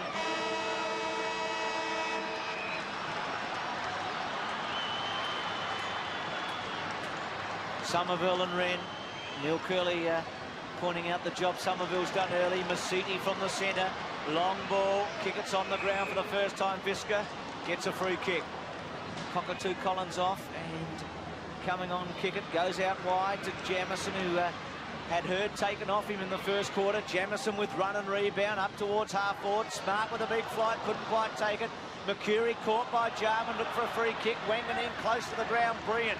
To Harvey, who sweeps it out wide to Masiti, who's starting to grow as this game gets along. Manton held on to. No free kick over the top. Here's Dale Kickett's first touch. Round the body, up towards full forward. Buick clever, well played at the back by Bickley. They've had a terrific duel. Rouvray sweeps it out wide. Somerville should take it, and he does comfortably at centre wing. Well done, Peter Somerville. Stamping his authority on the game. Neil Curley mentioning at half-time how the battle is between he and Wren. Manton, sweeping hand pass. Simons nearly gathered the football. Underneath all that is Mark Visca, the Adelaide Crows half-back, and the umpire will call for a bounce at centre-half forward for Essendon. James Hurd there just diving on top of the pack there. Yet to have a touch, yet to have a possession in this game. Well, he effected a tackle there on big Sean Wren, which has forced the umpire to repeat the performance and bounce. Once again, only a matter of metres from the previous one. And in goes Somerville with a bit of body strength. Hurd couldn't quite control it. Very much out of sorts. Calthorpe and Simons. Back to Masiti. Masiti near the centre. Kicks it out towards the pocket, but well done by Rouvray getting out in front of Salmon and plugging a bit of a gap there, which allowed him to take the chest mark. He kicks it straight across the half-back area, and really what you'd call ineffective. Mark Rasciuto was the player that was calling for it, but that kick missed the target. And there's Tony Hall and Rodney Maynard on the bench for the Adelaide side. And we'll have a boundary throw in about 65 metres around from the Essendon goal. Big Sean Wren and Peter Somerville. Terrific battle. Somerville wins this one. Couldn't quite get his foot to it. Calthorpe underneath. Kicked off the ground there by Ben Hart. He goes after it again. O'Donnell tries to get it back to Masiti. Masiti somehow found some space for himself. Thumped it in towards full forward. Salmon couldn't quite take the mark. Buick again off the ground. Ineffective. Visca has it. Collects the footy and kicks it wide. Very, very wide. A wobbly old punt kick out in front of Tregenza and Olorenshaw, and it goes over for a boundary throw-in. Down Hurd there on the bench. Che Cockatoo Collins, Timmy Watson, who tonight equals Langford's record of playing in the most number of night games, and Ben Doolan also on the bench. Essendon 6 head-outs to Adelaide's 16. Hurd does the ruck work this time with Wren. Free kick to Hurd. Gee, that hurts a ruckman when the substitute gets a free kick. His first kick tonight Salmon the target at the back. McDermott in between. Well played, Manton. Very well played, Manton. He's got a chance to goal around the body. Gives it a big hook in the end. And a behind to Essendon. Manton kicked a goal early in the match at this end, and Essendon up to 6-4 to 4-8. Liptak getting ready to come on. Liptak was the Crows' second best goal scorer last year, but Baiji was a long, long way behind Tony Modra. Well, he was 101 goals behind because he kicked 28 and Tony kicked 129. Chalmers the man off. Gee, the kick in by McDermott, taken very easily by Salmon. Salmon chips away short to centre half forward. Hurd, oh, terrific mark. And you saw him clutch it afterwards and say, gee, this is what it feels like and I love it. Watch out he doesn't turn himself around in the second half. He's capable of kicking a heap of goals. Brett Chalmers on the telephone there to Graham Corns. James Hurd from centre half forward. Hits the post. Just speaking about Liptak before, he hasn't had a very good game, but the Crows are a bit lucky to have him this year. He wanted to give up football and continue his medical studies. He's doing his 5th year, but they've talked him into doing his studies and playing for the Crows as well. 9 points the margin here. Wren the flyer. Anderson. The ball didn't quite sit for him. She was tackled very hard. Mercurie's kick off the ground. Essendon with the numbers at centre wing. Hurd just suddenly starting to get into the game. Stops, gets around Ben Hart, chips it cleverly to Kickett. Oh, went without it, Kickett. Tackle on him was okay by Visca. Towards the boundary line. Harvey's had a reasonably quiet night. Visca under pressure. Caught by Harvey and then by Kickett. And the umpire coming in to bounce it at centre wing. The Adelaide hierarchy, John Halbert to the left and Graham Corns. Both Coach Glenelg over the years. Halbert, of course, the great Sturt player. Interesting where Kevin Shetty plays Dale Kickett this year. He started his career at Fitzroy, kicked 5 goals in his first night game here, then went to the West Coast Eagles and struggled. And last year at Claremont, absolutely starred across half-back, playing as a half-back flanker. Jared Neesham put in there. Be interesting to see if Shetty plays him half-back this year. Goals still hard to get in this match. It's 6-5 to 4-8. Essendon advanced by about 15 metres for a throw-in. Cal Thorpe in the picture there with Tony McGuinness. 9 points is the advantage for Essendon. 15.5 minutes left in the third quarter. Jamison doing the ruck work with Hurd. Ben Hart, not really an effective kick. Anderson, he kicks it quickly. High, in towards the centre of the ground. Smart couldn't take the mark. Wanganeen gets back. Just mishandled it a little bit. Away for Joe Masidi, and his vision was pretty good. The pass meant for O'Donnell, hit him on the chest. In turn goes to Calthorpe on centre wing. Sweeping hand pass, finds Kilpatrick. He goes long to the 50-metre line. Marking contest, the ball at the back, taken by Visca. Tidies up very nicely. Jarman in the centre. His kick towards half forward. No mark taken. Back goes Kilpatrick. Dispossesses Nigel Smart. Brown is all hemmed in there by Mark Mercury. And the umpire will be forced to bounce about 65, 70 metres from the Crows' goal. Haven't really had a chance to score so far in this third quarter, the Adelaide side. Ball knocked down by Stevenson, taken by Smart, Mercury and Brown. Good contest there. It was Liptak actually at the bottom of that pack. And the umpire forced to bounce once again. The Bomber supporters fairly happy with the situation at the moment, but there's still not much in this game. Just a little bit of break from one side could mean the difference. O'Donnell is at centre half back. He's caught, run down. Lucky not to be penalised. The ball spills free. Wanganeen caught, didn't have the football, a little too high, indicates the umpire, and Wanganeen takes the free kick. The Bombers temporarily out of trouble. Goes to centre wing. Attacking at Rouvray. Towards the boundary line, ridden into the ground by Hurd. No free kick. Throw in. Free kicks in the first half, 13. Essendon to 11. Kevin Sheedy. Kids there, have a look at them. Getting their message across. Supporting Dad and his team. Seen some great games over the years. Hurd from centre wing. Buick and Bickley. And Bickley running it out. So real stalemate here, isn't it? It's just like that contest there of Bickley playing on Buick. Buick's had the better of him, of course, but Bickley, a most underrated player. He's been runner-up in their best and fairest the last 2 years. He's been made deputy vice-captain this year. But you're right, it's a stalemate at the moment. Wren, McDermott, high tackle on Kickett. Kickett centering ball, looking for Buick and Harvey. Bickley at the back, now Harvey, caught, can't get rid of it. Buick went for an airy. Olorenshaw, left footer, goes to ground. Jarman over the top, looks for a free kick. Bickley round his body, up to half-back. Tregenza with the run. Hart trying to support him.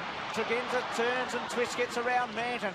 Kicks it up towards half-forward. Rasciuto there, quiet after a good start. Lip tack on, not clever at all. That's something you see a lot of players do.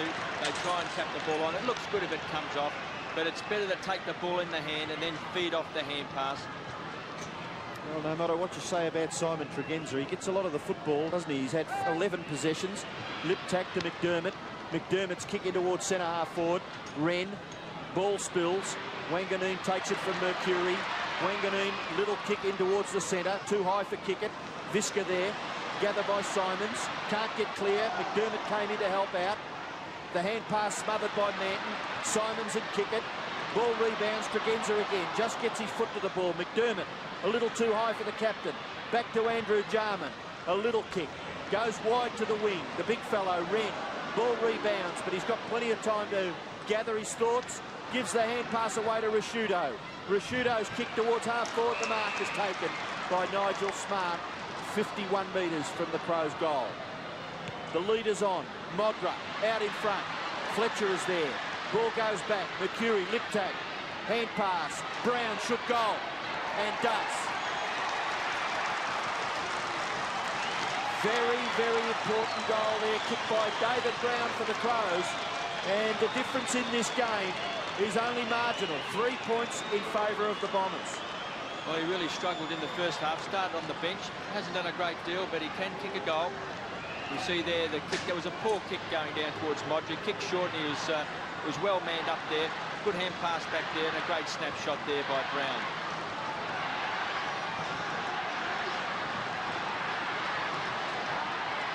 5-8, 6-5, 38-41 in the final. Somerville again goes early with Wren. Calthorpe out of the centre, up to half forward. Kickett running with it, takes a brilliant mark. Does he look fitter, Kevin, Dale Kickett, than he has in his, what, couple of other chances he's had over here in... Well, he might look a bit fitter because he has got the afro haircut cut back a bit this year. Good mark running with the flight of the ball there. Takes a bit of courage to run back like that, particularly with Visca hot on his heels. But he probably is a lot fitter. He's probably more fair dinkum about his football. He wasn't fair dinkum at Fitzroy or at the West Coast Eagles. Kickett leans back and kicks a goal. The Bombers reply in a hurry. Within a minute, Kickett's first. 7-5 to 5-8. Well, he gives a bit of life on the forward line. He's got pace. Last year was sensational at Claremont, playing at half-back. Lifted his confidence that he could play league football once more, running with the flight of the ball. Of course, he finished it off, which is the main thing. David Calthorpe get the ball down there, as we see on the boundary line at the moment, ready to come on, is Chi Cockatoo Collins for the Bombers.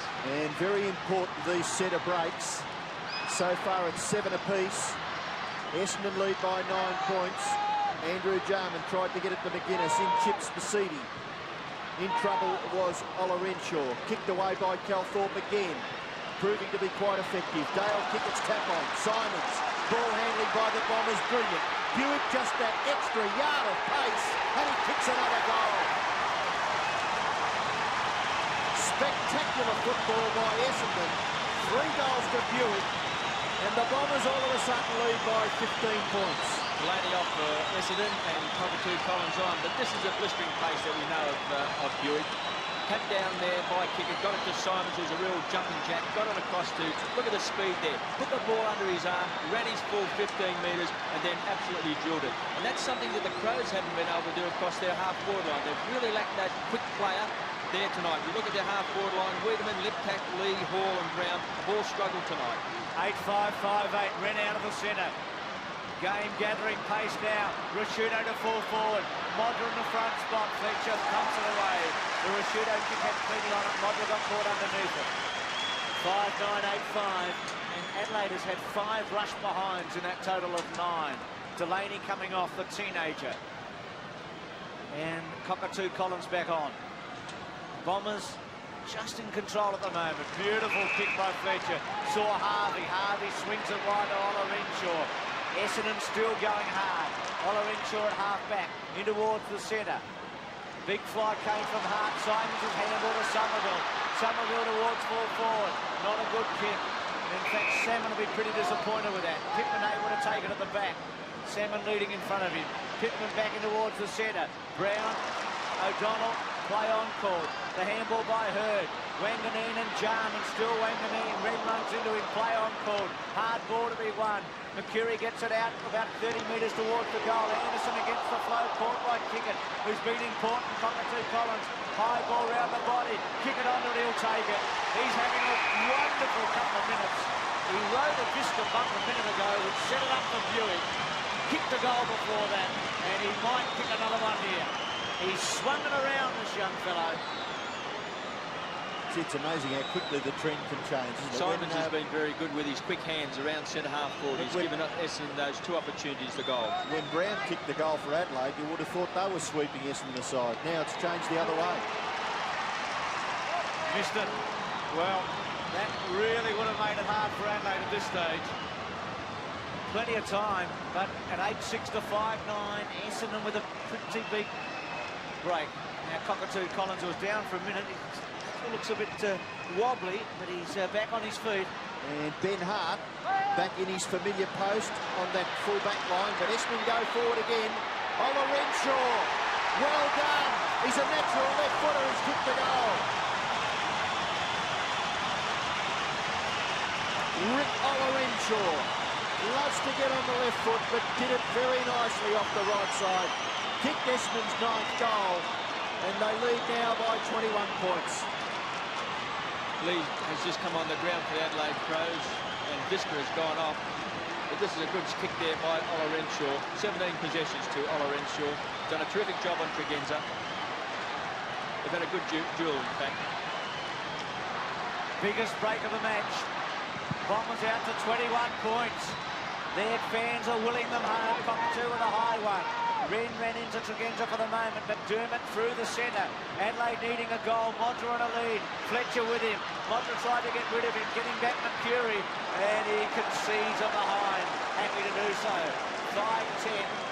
What's that, Robbo? How many rushed? 6, but I nearly marked the point down to Mark Mercury then, Bruce. He couldn't kick a goal, could he, from there? 9-6, 5-10.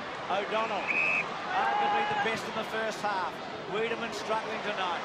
Buick with him, Bickley. Visca went off a moment ago and Lee came on. Anderson holds it up. And Adelaide having a real problem in scoring goals. 5 so far in this match. There's the Adelaide interchange. Chalmers, Visca and Hall amongst them. Wouldn't they love Tony Hall to come on and take a mark or two? Harvey's quick kick back towards Manton in the front spot. You just get a feeling at the moment that this is the critical time for Adelaide. Manton called to play on, does so to centre-half forward. Adelaide with 3 going. Simons on the bottom of it. Tregenza. Ola Renshaw through his legs, off the ground by Lee. McDermott looking for a handball. Tregenza runs smack into Manton. Gets it away courageously to Jarman. To McGuinness, who's had a quiet quarter and a half after starting well. Smart in the box seat. Stevenson with him. Still smart. Still smart. The handball to Liptak. Liptak runs back, concedes some ground, then centres the ball. Modra at the back's got to go high. Push Fletcher out of the way. Bouncing ball. O'Donnell, cool and calm as he so often is, and kicks it to half-back where Cockatoo Collins runs onto it, keeps it in play. Now should run away from Anderson. He'll get a free kick. Anderson hanging on. And things are going very well for Essendon at the moment. Well, Cockatoo Collins has got the football at left half-back for the Bombers. He runs through the Foster's logo and kicks it up towards half-forward. No mark taken. Back there is Bickley. Ben Hart, perhaps not waiting for the hand pass, then gives it back in towards the centre to McDermott. Away to Jarman really wasn't all that necessary, but and then Andrew Jarman's kick was disappointing because it's been marked at centre half back by O'Donnell. O'Donnell has been a tremendous player for Essendon. He's collected 21 possessions already and kicked a terrific goal in the first quarter. James Hurd in towards half forward. Buick bumped off the football. Ola Renshaw, the 235s. Jamison there. for the Crows. Picked up by Dale Kickett. Away to Kelthorpe. Kelthorpe goes for goal. And misses off to the left-hand side. Well, Graham Corns has put McDermott on the ball, and you might have just noticed in the last couple of minutes, McDermott to Jarman to McGuinness. And that's that on-ball trio that they really need, the Adelaide Crows. Hart now is back in defence. Not a huge success tonight, I don't think, midfield as Wiedemann comes off the ground. The Crows definitely need those strong players there as Tony Hall also now comes back onto that half-forward line. Kelthorpe with 15 possessions. His job, tagging Tony McGuinness, who's had 10 possessions, so you'd have to say that Kelthorpe's done his job. Free kick out wide to Tregenza. Handball away to Jamison. Jamison at left half back. Kicks the Crows into their attacking half. Smart at the back. Free kick going to Adelaide. Front player against the man in the middle, the sandwich. Here's Rasciuto from centre wing. Low kick towards Hall. I wonder if he's not stretching out, as you can see, and Harvey runs it out of play. Tony Hall about 3/4 fit, you'd reckon, going in. Yes, he looked pretty slow then, Tony Hall. He should have got to that. 7 possessions this quarter also to young Hurd, who's really come back after not having a possession in that first quarter. So he's really lifted for the Bombers. Can Tony Hall do the same thing for the Crows? Smart used his body pretty cleverly. Stevenson, well, in his condition, Hall's value will be close to the goal and a mark under pressure. Yes, I'd like to see him just staying in the forward pocket. Let Modry do some leading and Hall one out taking marks, only 10 or 15 metres out. Somerville uncontested towards the boundary line. Rasciuto, a good shepherd by McGuinness. Well taken by Rasciuto. Back towards the pocket. Modra and also O'Donnell. The kick's really no good, Kevin, is it? To hook it into the pocket, when you've got no one to lead, you should bomb it away to the front of the square, surely. It's just a poor kick then. Around his body, just wasn't able to control it. As David Parkin is there. Carlton play Adelaide, the opening game of the season at Football Park. Smart, Modra, Fletcher. Chance for Brown, little one goal. Adelaide get another one. Second for Brown. He's got both in this quarter. And Adelaide keep on hanging in there, which is not a bad sign for them because Essendon look to be on top, but it's 6-10 to 9-7. Well, we see behind goal, Smart gets that quick kick. Now, Brown's kicked 2 goals this quarter. He started on the interchange bench, and he's giving them this little crumb in this third quarter. He's that quiet. They call him the ghost in Adelaide because he just never opens his mouth. 15 points is the margin in favour of Essendon. 5.5 minutes left. Salmon on the ball. Kickett tries to get the ball clear. Cockatoo, Collins and Jarman. Ball spills for O'Donnell. O'Donnell from 60 metres. Goes long. Somerville at the back. Can't take the mark. Ben Hart. Manton's a chance. Shot for goal. Glenn Manton, you're a hero. Second goal for that young man there, Glenn Manton. And I think he'd be pretty happy with that performance. Well, he's kicked 2 goals and he's had 11 possessions, and he's been a very, very mobile player across the half-forward line. This is a very good little snapshot there by Manton. Ben Hart there's been moved off the ball back into defence, where he plays his best football, but Manton tonight has been an extra viable player up there across that half-forward line. About 6'2", he's booted 2 goals. Back to 21 points the advantage. McDermott kicks the Crows towards half-forward. In front, top effort, Rasciuto. 50 metres from goal, directly in front. Only 18 years of age. He was an All-Australian Teal Cup player in 91 and 92. In fact, he was captain of the South Australian Teal Cup side. Got into the side last year and he's never lost his place. Well, would have to be a chance. Oh, gee, it's not a bad kick for length, but not for accuracy. Just off to the left-hand side. That's his first score for the evening. 1 behind. The difference is 20 points in favour of Essendon. Brett Chalmers back onto the ground as Dustin Fletcher kicks in towards half-back. Chance there for Brown. He tries to get it to Hall. Intercepted by O'Donnell. Just keeps on working, Gary O'Donnell. Anderson gathers, gets it back to Jarman. Jarman's kick is good. Into the front of the square. Excellent mark taken by Fletcher. He backed himself. Modra just waited a little bit behind. The kick goes wide. Knocked on by Harvey. Dragenza just got his right foot to it. Mercedes is on the end of that. Now Harvey, and he clears for the Bombers. Up to the centre, Wren, the player that went off for Chalmers, by the way. Handball by Bickley to McDermott to Jarman. They're working well together. Jarman's kick a beauty, and that's what they wanted. Tony Hall within kicking distance to take a mark.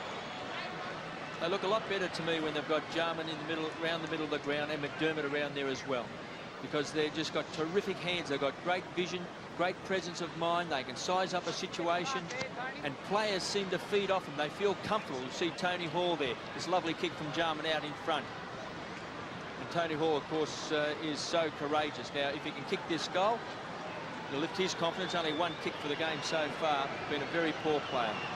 Kicked 3 in the first half against Collingwood when he slightly injured his groin, leans back and misses. So both Rashudo and Hall have had long shots for goal in this quarter and missed. And remember Modra in that opening term when he had 3 relatively easy shots, and Adelaide at 6-12 to 10-7. Not near enough steps there by Tony Hall in his lead up to shoot for goal. Too close to the man on the mark. Fletcher to bring it back in. He's kicked the ball back in very well tonight.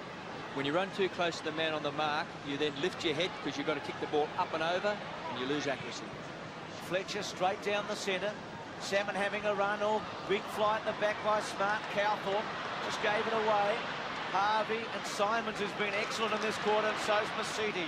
He's had more kicks than anyone on the ground. And so has this man Pickett, been a very big player in the third quarter. To Harvey. Harvey at centre wing, now centres the ball. Somerville tries to get rid of the pack. Manson tried to snare it away. Kick it in hard under pressure. Off the ground by Fisker, doesn't go all that far. It wasn't Pittman, it was Pittman. Now Simons with a high ball. Back towards full forward, setting himself. Anderson will get a free kick. Held his ground really well on that occasion. And let's a former teammate know all about it in Buick. And they did spend a lot of time in close friendship when they were playing with each other in Essendon too. Still, the play goes on. That should be paid out there to McDermott. He's outnumbered, badly outnumbered. Goes after the football, but Joe Vasiti beat him to it. And the umpire forced to bounce. Thought Chris McDermott was a bit stiff that he wasn't paid that mark because 2 or 3 players ran straight at him. Still, the bounce just forward of the centre wing area in Essendon's attacking half, and it's knocked over for a boundary throw-in. Graham Corns looking a little concerned. The inaccuracy in the goal shooting for the Crows would be certainly a concern of his. Modra 2 goals 3, and a couple of other misses that could have been converted. Chalmers gets it to McGuinness. McGuinness's kick in towards the centre. The bounce very important. Nigel Smart didn't wait for the bounce. He made something of it. Goes for goal. Modra at the back, but Fletcher did well. Modra recovered very nicely, and Kilpatrick, a bit fortunate, I feel, there. Modra looks at the umpire. He's accepted everything all clear. Boundary throw in left forward pocket for Adelaide. 6-12, plays 10-7. We've got 2 minutes left, so the Crows certainly would be a chance to score here. Smart and young Stevenson. Smart tries to get it down. Rashudo. Liptak kicked out there by Masidi. Then Stevenson goes for the boundary line. Ola Renshaw probably will let it go. He eventually does, and we'll have another throw-in. 1.5 minutes left in the third quarter, and the advantage is with Essendon. It's 19 points.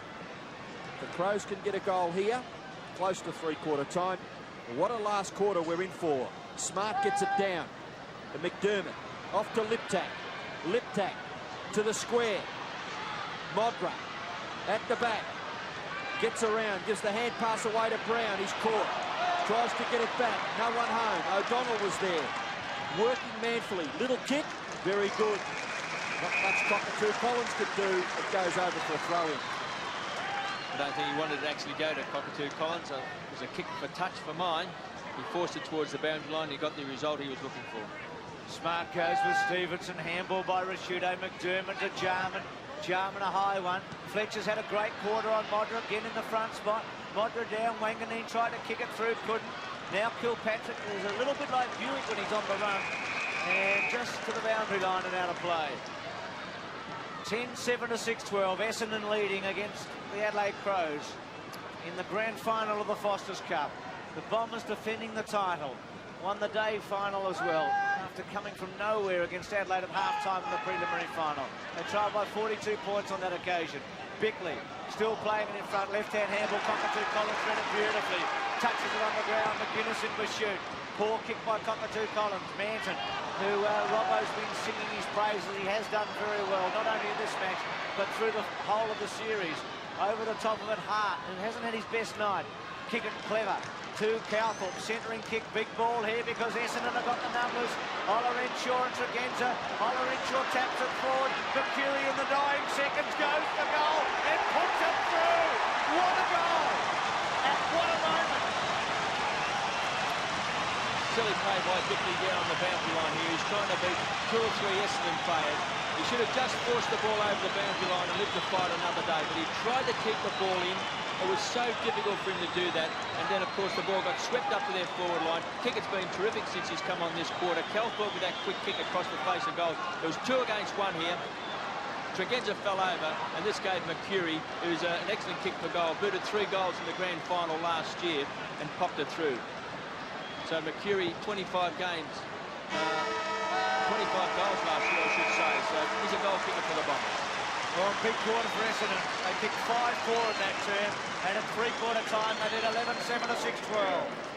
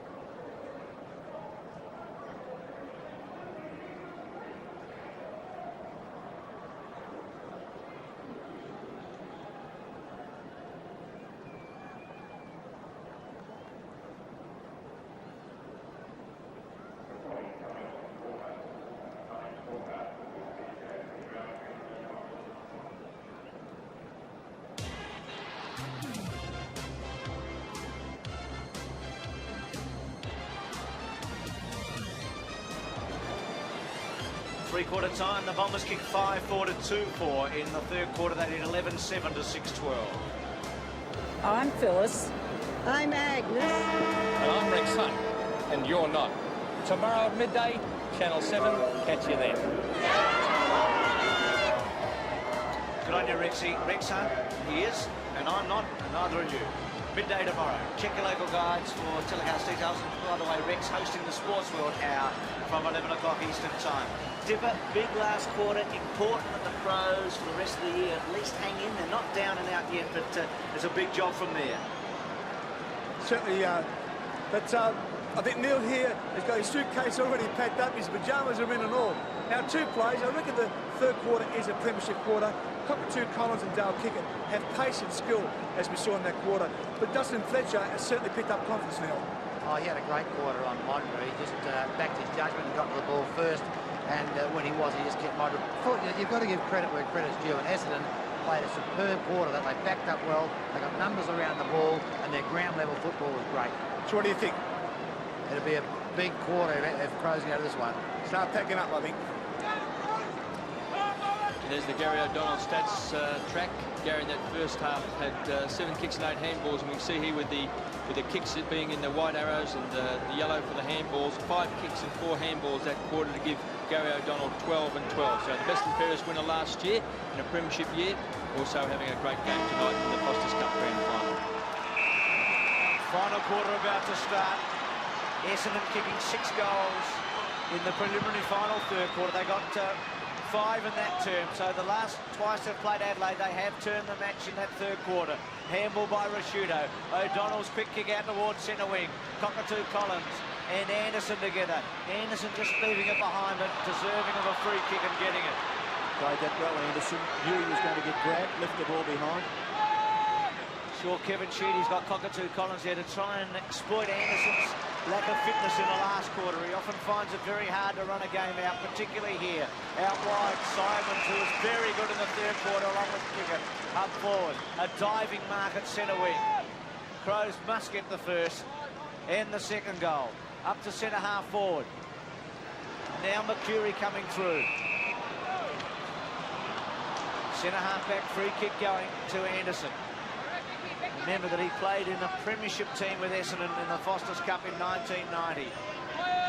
Anderson just goes to the right, ever so slightly. Jamieson on the Essendon 50-metre line, kicks it in towards the centre. Smart was up high, couldn't take the mark. Liptak a little quiet. Brown, who kicked 2 goals in the third term, and Kilpatrick, the Essendon player, affecting the tackle. And the interchange bench for the Adelaide Crows, they've got Maynard, Risciuto, Wiedemann and Chalmers, and the Bombers have got Watson, Doolan, Danaher and Delaney. Smart trying hard, taken by young Stevenson. A free kick has been picked out of it. It's going to Essendon, and it may go back to O'Donnell. Is it back there, just behind the centre circle area? Gary O'Donnell coming up for possession number 26. Mentioned that he kicked a terrific goal earlier in the game. Good kick by O'Donnell, out wide. Cockatoo Collins, he's quick. He backed himself, kicked it in towards full forward, overrunning it. Manton off the ground's a goal. Brilliant stuff, Manton. Oh, has this man grown in stature in 6 months?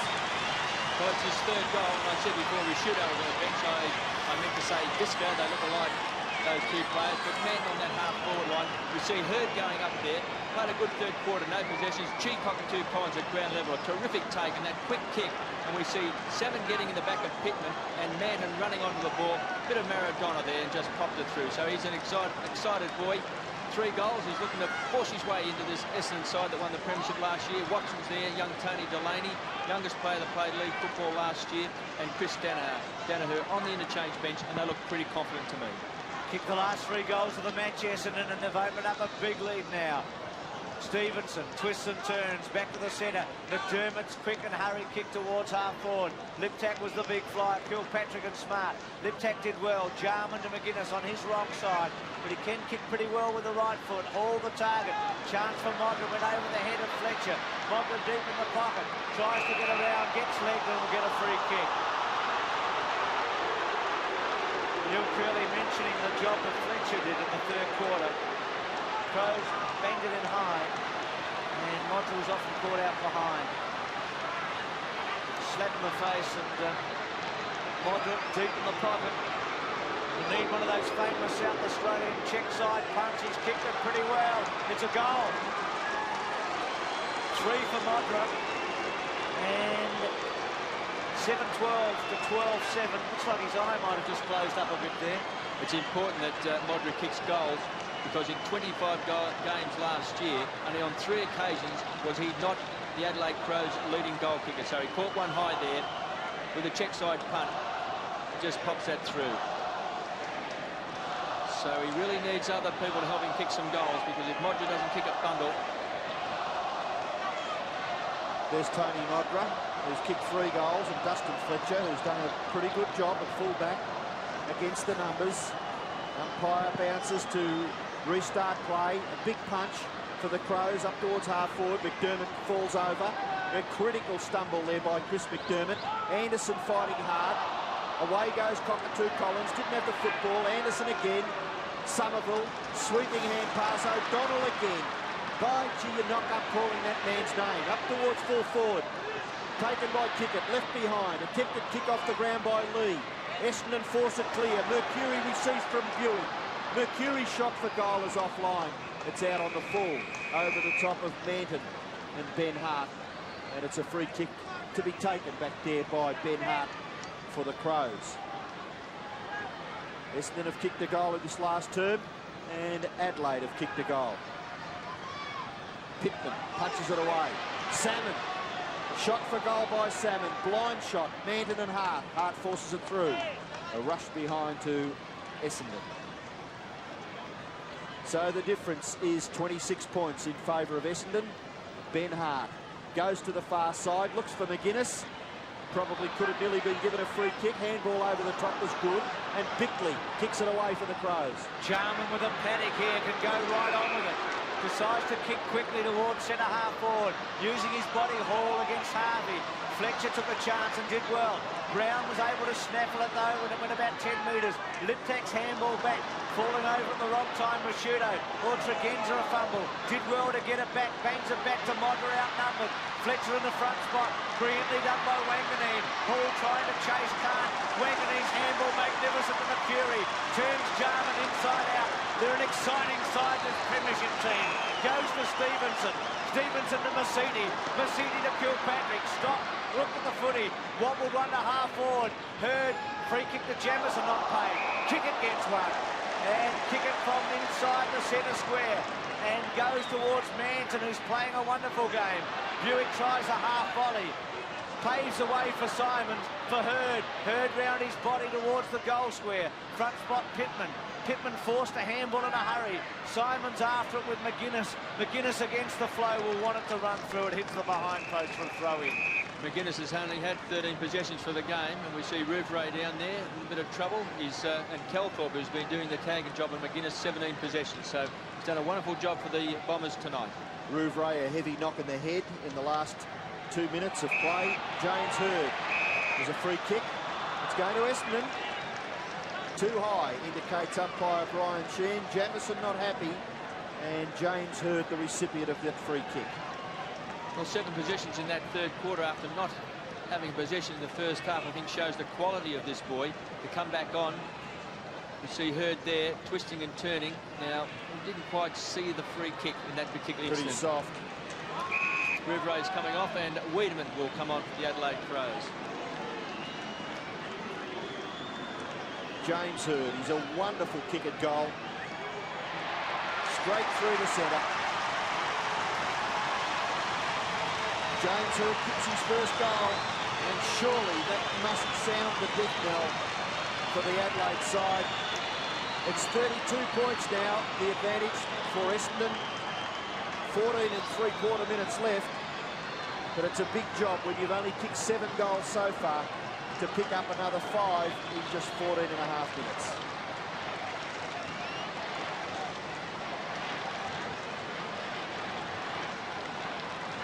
Essendon by 32 points, 13-8 to 7-12. Redmond's attack. Mercury through the centre. Kick it. Oh, what a second half he places. He's come on to Kilpatrick. Kilpatrick to go for goal. just missing.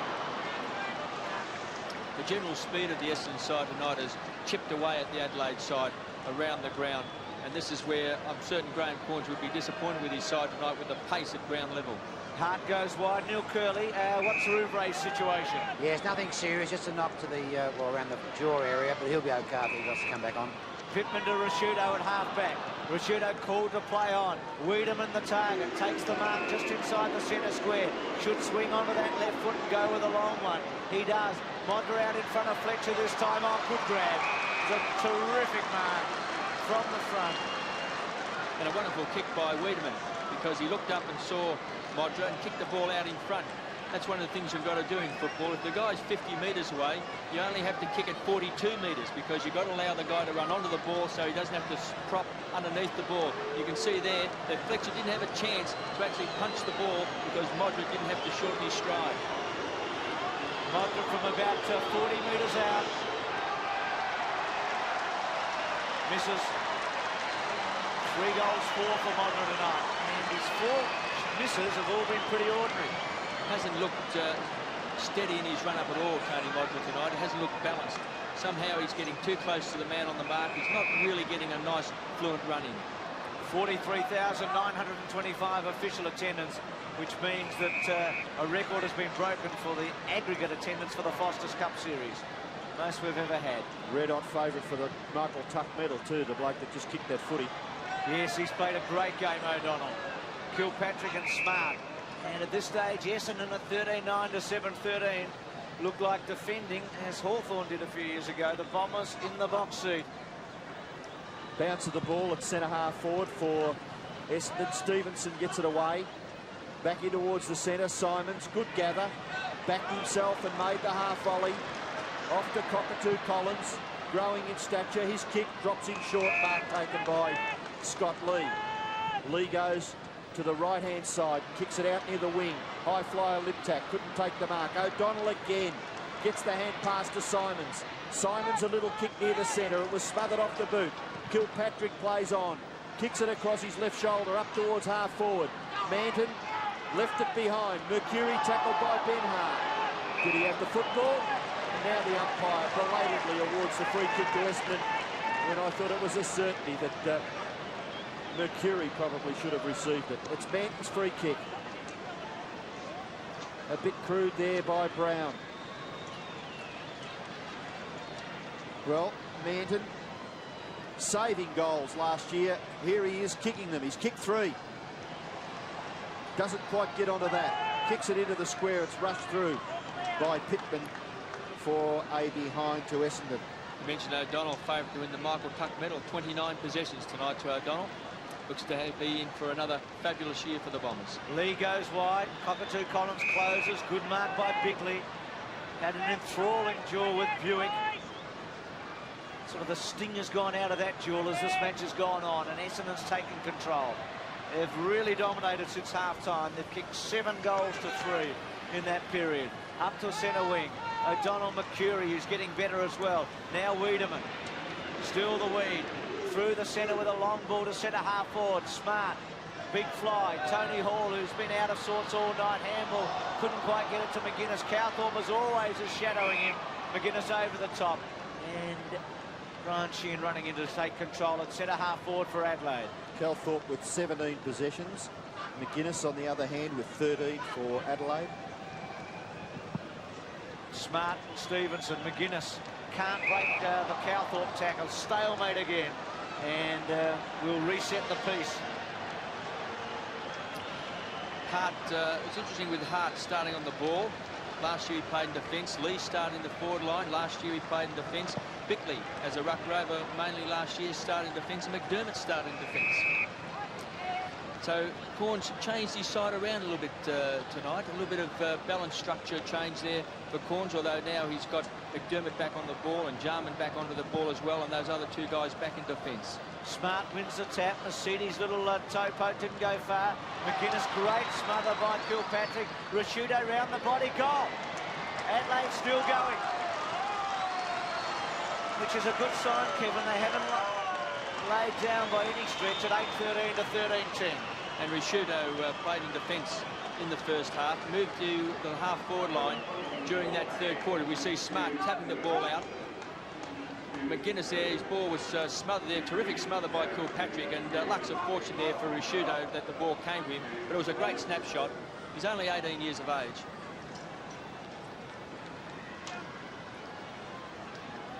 Well, Risciuto kicks his first goal. It's Adelaide's 8th. Both sides have kicked 2 goals in this last term.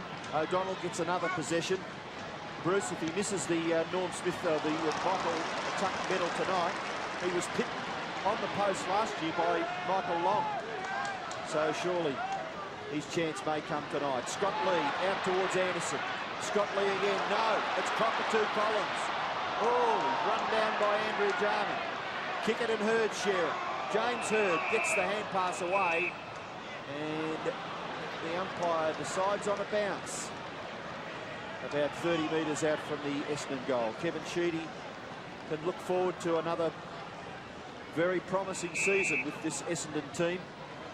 A couple of veterans in the side with Salmon and Harvey, and Mark Thompson still to come back into the team, the captain. Bickley kicks it back towards the 50-metre line. Jarman can't control it. Simons goes back to Cockatoo Collins, who fumbles. Jarman, Cockatoo Collins off the ground. Scott Lee quickly, close to the boundary line. Liptak stop. It's still there. He fed it back for Kilpatrick. Kilpatrick to the 50-metre line. Kick it! Spectacular lead and mark to Dale Kickett. He's kicked 1 goal. Graham Corns can see the game drifting away. We'll have another look at this lead. Kick it over the top there of Jamison. Firstly just took it as a chest mark, but he's a wonderful talent. Jumped hard too. That's one of the things you've got to do when you jump from behind. You've got to jump hard into the opponent so it gives you the ride. And that's exactly what Kickett did that time. Yep. Here's Dale Kickett, who looks much fitter, I feel. Kick to the goal line. Manton, still a chance. Ben Hart, little flip into the square. McDermott combines with Jamison. Ball goes wide for Scott Lee. Dale Kickett will make something out of this. He made just a behind. He's been good. Just for the record, Robbo, Wanganeen won the Michael Tuck last year. The Norm Smith was the one where Long just picked O'Donnell in the grand final. And the Essendon side tonight without 6 players from that grand final. Denham, Grenville, Wallace, Long, Hills, and their captain Thompson. And they've only got 9 members who won the Foster's Cup last year. So what a turnaround. Mercury, Kilpatrick, surely should kick a goal. Goes for it and hooks and misses. Well, that in the end probably too easy for him. He's been all right, Kilpatrick, though. Had a good 1992 and struggled in 1993. He came across in 92 from North Melbourne, had a terrific year, but last year just struggled to get a game. 8-13 Adelaide, 13-12 Essendon. Hart goes wide looking for Wren. Held his ground pretty well. Big chance now for Tregenza's got a panic in front of him. That awkward bouncing style, but pretty effective. On the run, a third bounce. Now running into trouble. Shocking kick. Terrible finish, really. Jarman's handball was brilliant to Brown. Brown to McGuinness, turns, spins, left foot goes for it. It's through, it's a goal. Oh, don't touch. Fletcher got that big miss out and held it up. Wren's coming off the ground and Chalmers is going to come on for the Crows. This is a great defensive passage of play here because he's being closely checked here by Modry. Got a fingernail to it, but what a shocking kick by Tregenza. He must learn to kick the ball and stop fiddling around. Mercedes back to the centre. Hurd. That's his trademark, isn't it? A great mark under pressure with fingertip hands. Very promising player is James Hurd. High kicking towards full forward. How do you stop Salmon in that position? Pittman from behind. Salmon takes the mark in front of his face. Long arms, very difficult for the man from behind to punch it away. Well, when you're 6'10" as the game goes on, you don't get any shorter. Sometimes the quick players get a bit slower, but the tall ones don't get any shorter.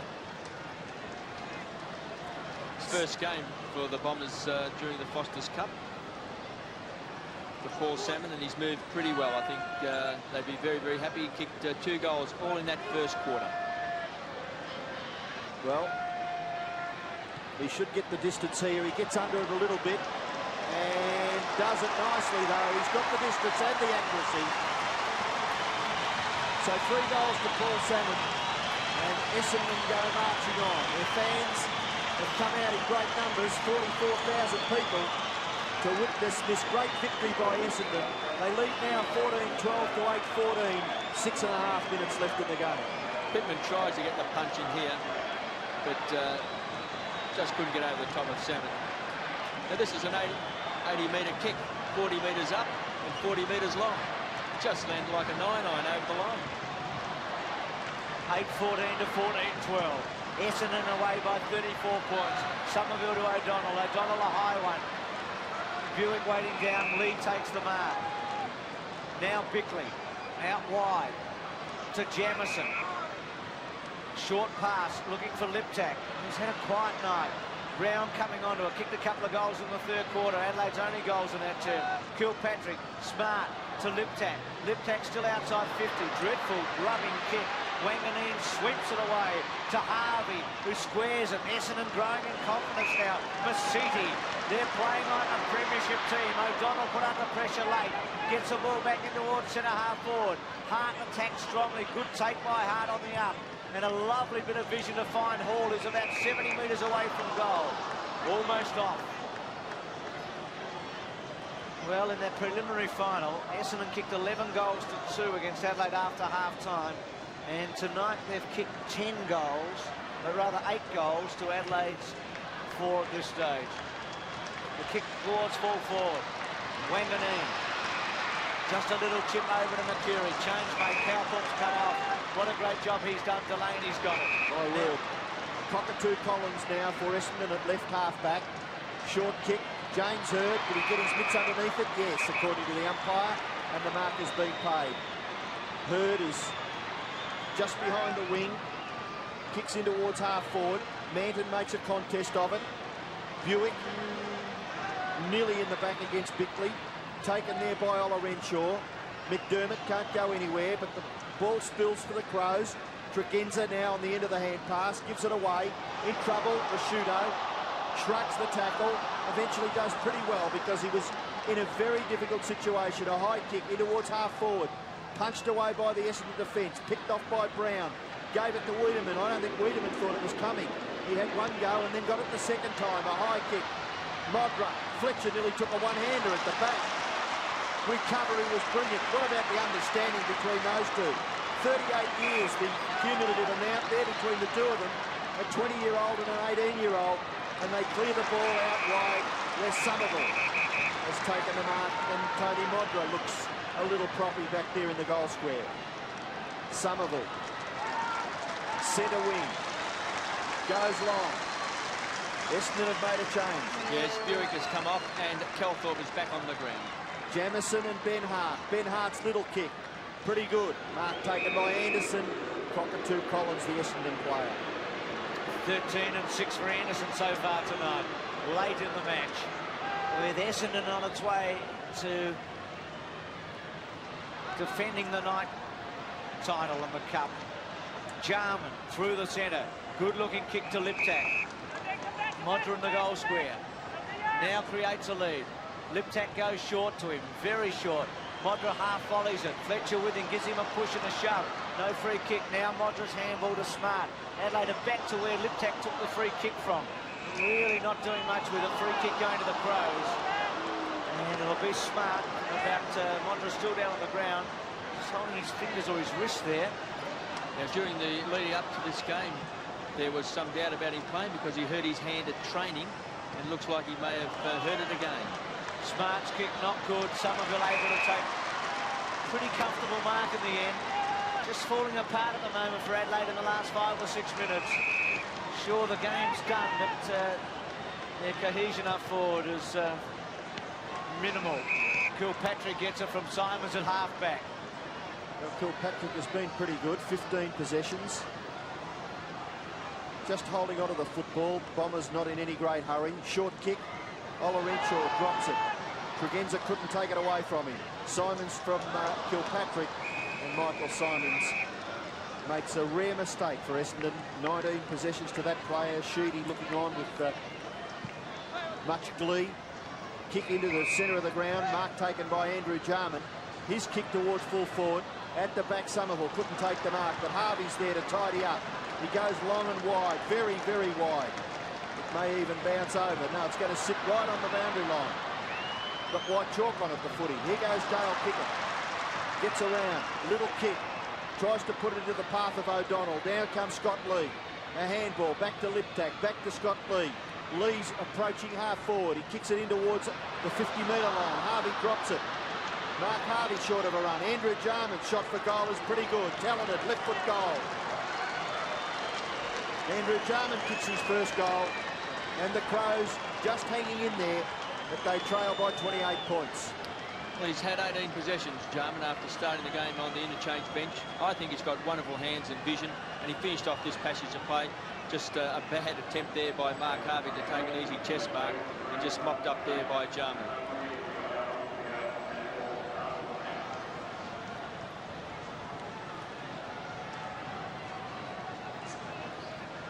Modra still feeling the effects of that hand. Jarman's first goal.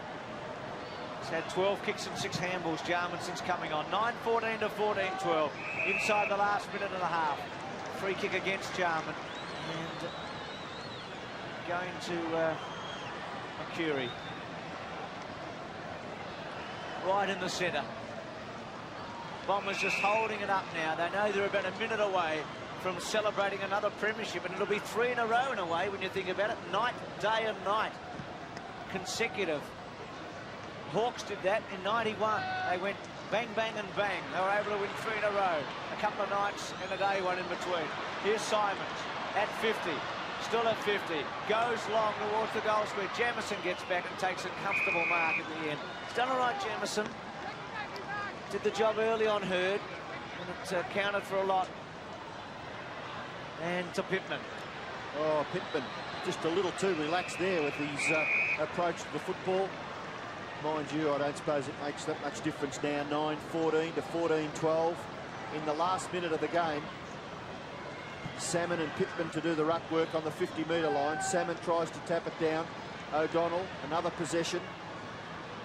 And Bickley allows it to go over. O'Donnell, 19 kicks, 15 handballs, 7 marks and 1 goal. Absolute lay-down misère, Bruce, if you were voting for the best on the ground. Pittman in front. Kelthorpe, he's played well.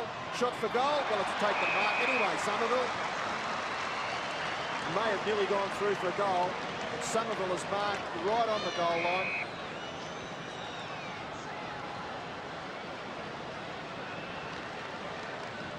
Very important in Essendon's makeup that he plays well when he's in the ruck, he or Alessio, because it releases Salmon to play up at full forward. And by geez, he's a big man to get over when he's playing at full forward, Paul Salmon. Well, I've always thought that Paul Salmon should always play at full forward. Not to put him in the ruck at all when you've got guys as big as Alessio and Somerville there, because I think Paul Salmon's capable of kicking 120 goals in a season. Well, Somerville goes for goal, and he's put it through. So that should be it. The ball will go back to the centre. The umpire will bounce it. The siren will sound. 15-12 Essendon. 9-14 the Crows. Really came of age last year. Somerville played very, very well in the finals, playing at full forward, also mainly in the ruck to give Paul Salmon a bit of a breather every now and then. He went down to full forward and Salmon went into the ruck. We see Salmon in the ruck now, but I've always liked Salmon at full forward. I think he's an absolute champion there.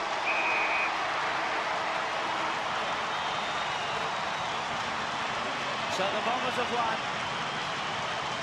Defended the Foster's Cup. Gary O'Donnell, the favourite for the Michael Tuck medal. Fletcher did a great job on Montfort. They had a terrific duel. Calthorpe was outstanding on McGuinness. Ola Renshaw set up in the first quarter again. Salmon kicked his 3. And here's Dipper with Mark Harvey. Dipper, go ahead. Well, congratulations, Mark. Thanks, Dipper. It's very thrilled for a young kid and back-to-back walking hard. Yeah, it's worth the wait for 6 months, huh? Oh, it's been terrific. I worked on a hard pre-season after last year, and the boys have really knuckled down and it's played off tonight. I understand there's 12 new players in this side from last year. Yeah, we've got a lot of new players. We drafted about 10 players last year, and they're doing really well. And And yourself, you feel good? Oh, probably need the game to get a bit of fitness, mate, but I'll be right hopefully next week. Well, terrific. Enjoy the boys. All right, mate. Back to you. Mark Harvey with Robert Domenico are now celebrating. So the Bombers have won the Foster's Cup over the Adelaide Crows. They did it in the second half and they kicked 9 goals 9 to 5 goals 6. And the final scores here at Waverley Park, it was Essendon 15-12, 102. Adelaide 9-14, 68.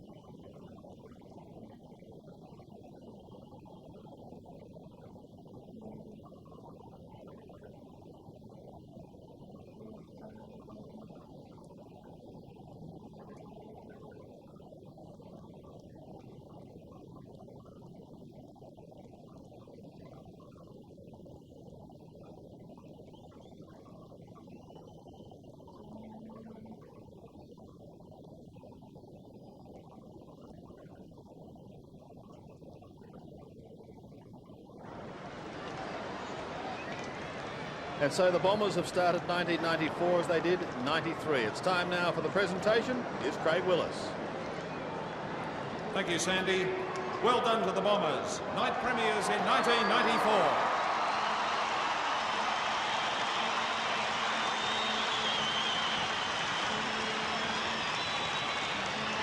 It now gives us a great deal of pleasure to ask ex-Hawthorn champion and AFL Games record holder Michael Tuck to come forward to present the Tuck Medal to the player judged best on the ground by an independent panel. Please show your appreciation for tonight's unanimous winner, Gary O'Donnell of Essendon.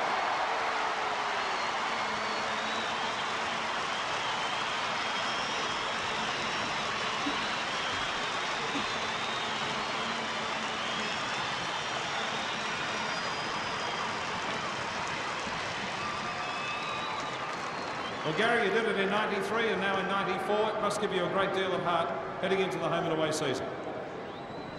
Yeah, it's a great build-up for our major season, and the club holds the Foster's Cup in high esteem, and we're very happy to win it, and we're happy that all the supporters came out to support us. Thank you, and hopefully you'll be there next week.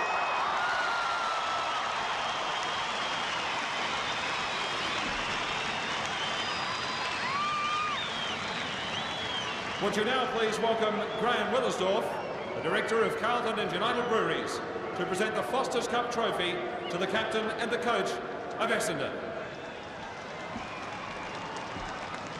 Ladies and gentlemen, on behalf of CUB, may I first thank both teams for a fantastic game we saw here tonight. The Foster's Cup we have seen this season has been most successful, and we at CUB are very happy to be the sponsor of this great event. I would now like to call upon Mark Thompson and Kevin Sheedy from the Essendon team to come and accept the cup. Paul Salmon, and Kevin Sheedy.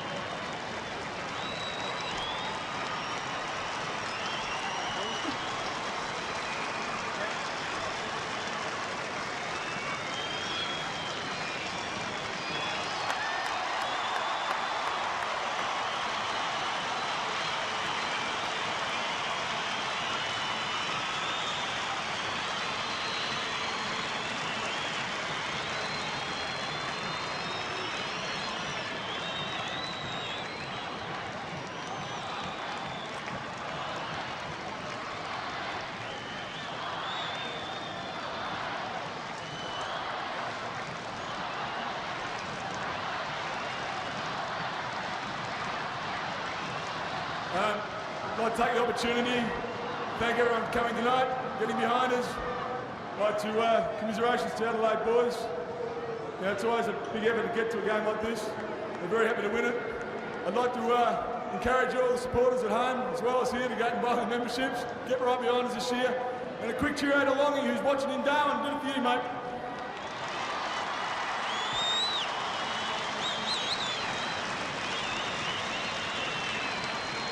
Ladies and gentlemen, that concludes the official presentation ceremony of the 1994 Foster's Cup. We invite you now to show your appreciation to the Bombers as they run a victory lap here at Waverley.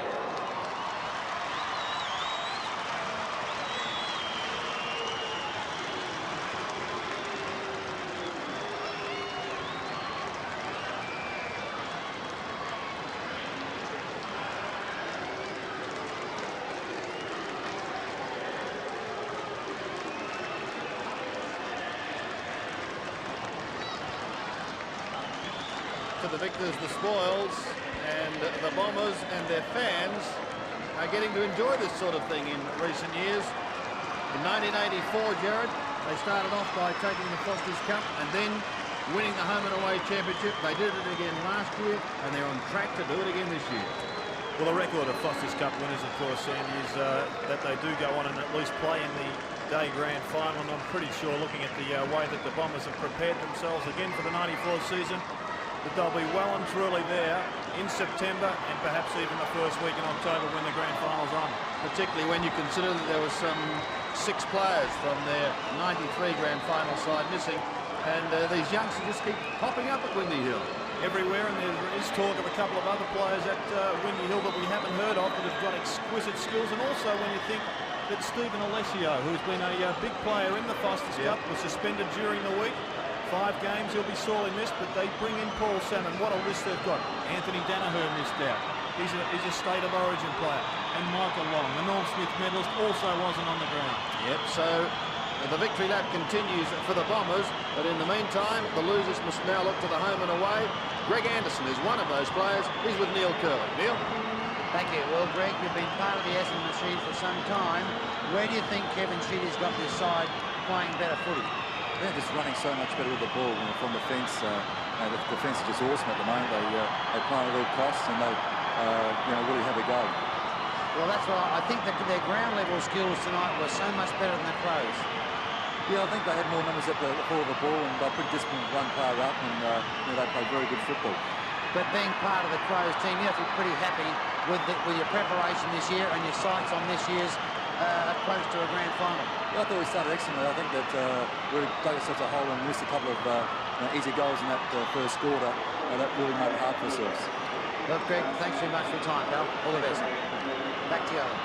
Yes, thanks, Neil. Disappointment for Greg Anderson, but all their running players were just stopped tonight. I know they didn't play well in the first half, but we were expecting more in the second half. I'm sure you were, Gerard. Very disappointed in the whole game, Sandy. I expected the Crows to win, and they were playing that badly at half-time when they were only 7 points down. I thought they could have rejigged their whole structure and come up with a win. The game starts in the centre of the ground, and yet they didn't have a winner there. McGuinness was well and truly blanketed by Kelthorpe, who is really becoming one of the finds for Essendon. Ben Hart disappointing today after a good game. Started on O'Donnell, who went on to win the medal. O'Donnell, of course, also took out Andrew Jarman in the second half. Rashudo had a disappointing game in the centre of the ground. Joe Mercedes knows where the football is and has got fantastic vision, as we saw all over the ground. I thought Sean Wren also, who should have been a big plus for the Crows, he tried hard, but blanketed also by Somerville, who was improving, as Kevin Sheedy said he would, with the passing of time. Could questions be asked at the selection table for the Crows? Well, I think the big question is, injuries I'm talking about. Did they go in with injured players? Last week we saw 4 Crow players on the bench, all injured. Tony Hall, well, he had a disastrous night, didn't get near the football. Greg Anderson, not too bad in the first half, but faded. Ben Hart came off with an injury, didn't get a sniff, and Sean Hart, of course, we said, wasn't a dominating player. Sean Wren, sorry, wasn't a dominating player, but perhaps he was also carrying an injury. But we were discussing the Tuck medalist. Well, you could have put in 20 Essendon players before a South Australian or a Crow got a mention. Oh, in fact, South Australians could say you're a hard man. Well, I backed him today, and I'm sick of donating to the Bruce McAvaney Travelling Fund. Let's go down to Differ. Here he is with CC. Okay, CC, now listen, are you enjoying this? CC? Yes, very much. This is your first lap of honour on Waverley. How does it feel? Very good. I don't know. Hasn't come to me yet, haven't hit me. No worries at all. I'd rather, let's just say, I'm ready to head into the real side of the business, or the real side. Terrific. Looking forward to a great year for you. Well, I hope so. Good on you. A very placid young man. Good on you, Differ. Yes, and good luck to CC. We'll take a break. More shortly from Waverley Park. The Bombers are victorious here tonight.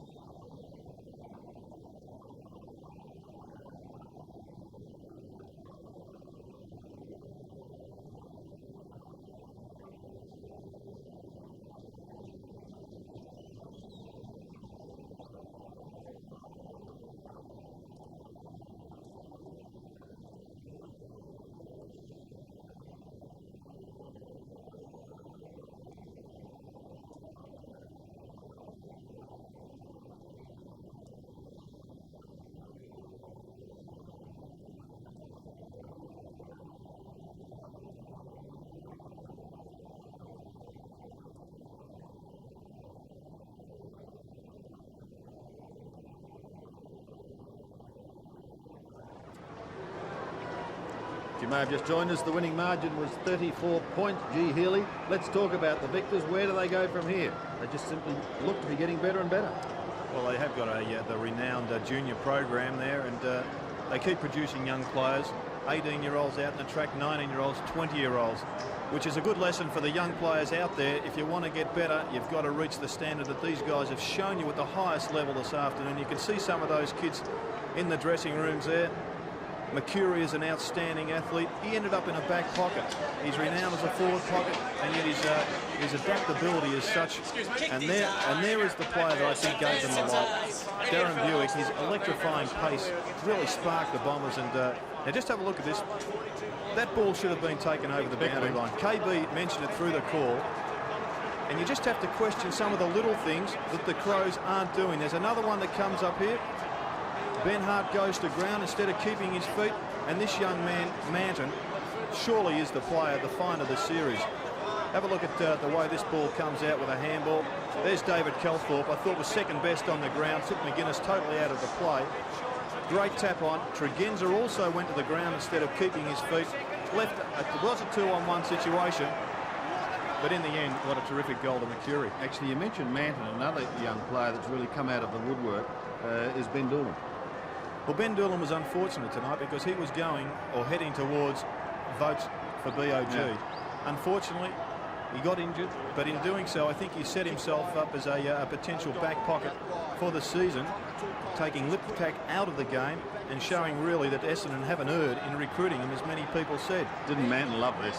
Just showed that Ben Hart lacked a touch of a yard there. Manton really put one of the nails in the coffin with that soccer goal. Rashudo, well, good players were hard to find for South Australia.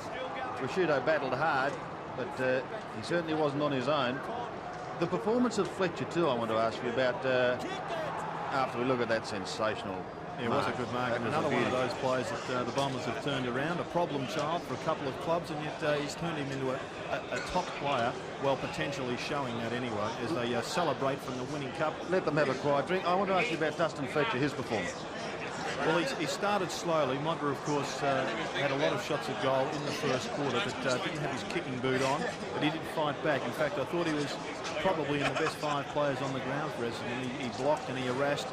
And I've got the feeling that Modra was trying to take mark of the year each time. As you see Modra going down, once again, one of my bugbears there, the moulded soles. How can you play on a ground like that? You're fired up tonight, with moulded soles. You are fired up. The little things in footy, Sandy, they go a long way. Well, it was also interesting too. He seemed to cop one on the left hand there, but we'll see what happens later on in the week. Dipper is down there in the Essendon rooms, and I think he's got the old man with him, Tim Watson. Tim? Yeah, the old man is back here. Tim, firstly, how you feeling? Yeah, I'm feeling all right. I had a bit of a back problem, and I heard it again early in the game, and so I really had to come off. Now, great start to the season for the boys. Well, it is. I think that we sort of held our preparation back a bit with the Foster's Cup games in mind. We skipped the first round, and we just sort of have played a little bit better each week, and I think we were pretty happy with the way we moved the ball tonight. Now 2 players, Cockatoo Collins and Kicker. Yeah, well, they're both real live wires, and I think that with the introduction of the 3 interchange players, it's going to mean that we're able to rotate those sorts of guys in and out of our forward line, and they put a lot of pressure on the backs, and they cause spill balls, blokes pick it up, and there's a chance again. So I think that's made a real difference to the side. Now you're starting to catch up to me. I mean, day premierships, night premierships. When are you going to retire? I think I've got. Look, I've done a hard summer, and I've got this year left in me. But look, I wouldn't look beyond that. Congratulations for tonight, and looking forward for a fantastic season for you, Tim. Thanks a lot, Dipper. Tough, mate. You're an idiot, Dipper. Let's have a look at what's coming ahead, because it's going to be a monster season. You'll catch all the action here on 7. Round 1 commences next Saturday, March 26th. Don't forget to check your local guides for details. That's football on Saturday and Sunday. Speaking of Sundays, the Sports World Footy panel returns tomorrow, and so returning for the first time, which doesn't make sense, but debuting for the first time, I'm Rex Hunt and you're not, which is possibly why I said that. But wherever you may be viewing, check your local guides for details. We'll take a break. Back with you shortly.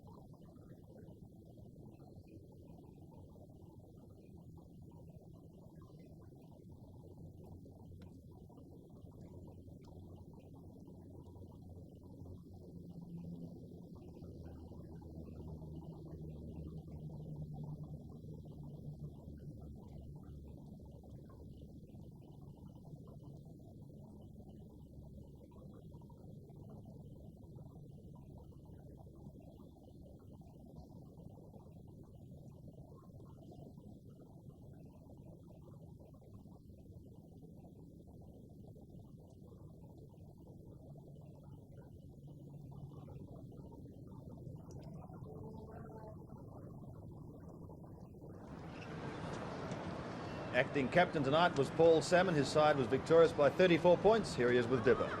First game back, not bad. Well, you could say that, yeah, it's not bad. It's tremendous for the guys. They really worked hard in pre-season. Pittman, as you can well see around you, they really enjoyed tonight. I see a young Pittman try to run you off a few times. Yeah, and it worked, yeah. It certainly did. Up the ground a bit, and I wake up to him later on, and I was calling the boys in and letting them follow down and hoping for the turnover, mate. One of your old tricks. One of my old tricks? How'd you put up all right? That's the main thing. I did. It was very encouraging. I mean, I didn't go in with high expectations myself. I just wanted to be a good contributor for the night. It was the pace of the game is quite hot, particularly for the first game back. But I'm very happy I've got that on my belt for next week, and certainly very happy to win. That's terrific. And it's your first time as captain for the Bombers? First time in a grand final situation. I was captain last year in the finals a bit, but that was one of the great personal thrills to take the cup and so forth. But it really was a fantastic team effort. I mean, I've sort of walked in the back door on this one, and I feel grateful that I've been able to be a part of it. Okay, Paul, well, good luck for the rest of the season. I think Sheedy wants to see you now. He was panting at the door for me. Thanks, Paul. Yes, let's have a look at the action next week. The home and away gets underway. Collingwood plays Fitzroy. Essendon plays the West Coast Eagle. That will be a monster game. Footscray plays Richmond. St Kilda plays Hawthorn. Another vital clash. Whilst on Sunday, Melbourne plays Geelong. Brisbane plays Sydney. That game is at the Gabba. And a big one at Football Park. Adelaide plays Carlton. The victors tonight, however, were Essendon. For now, it's good night to you all.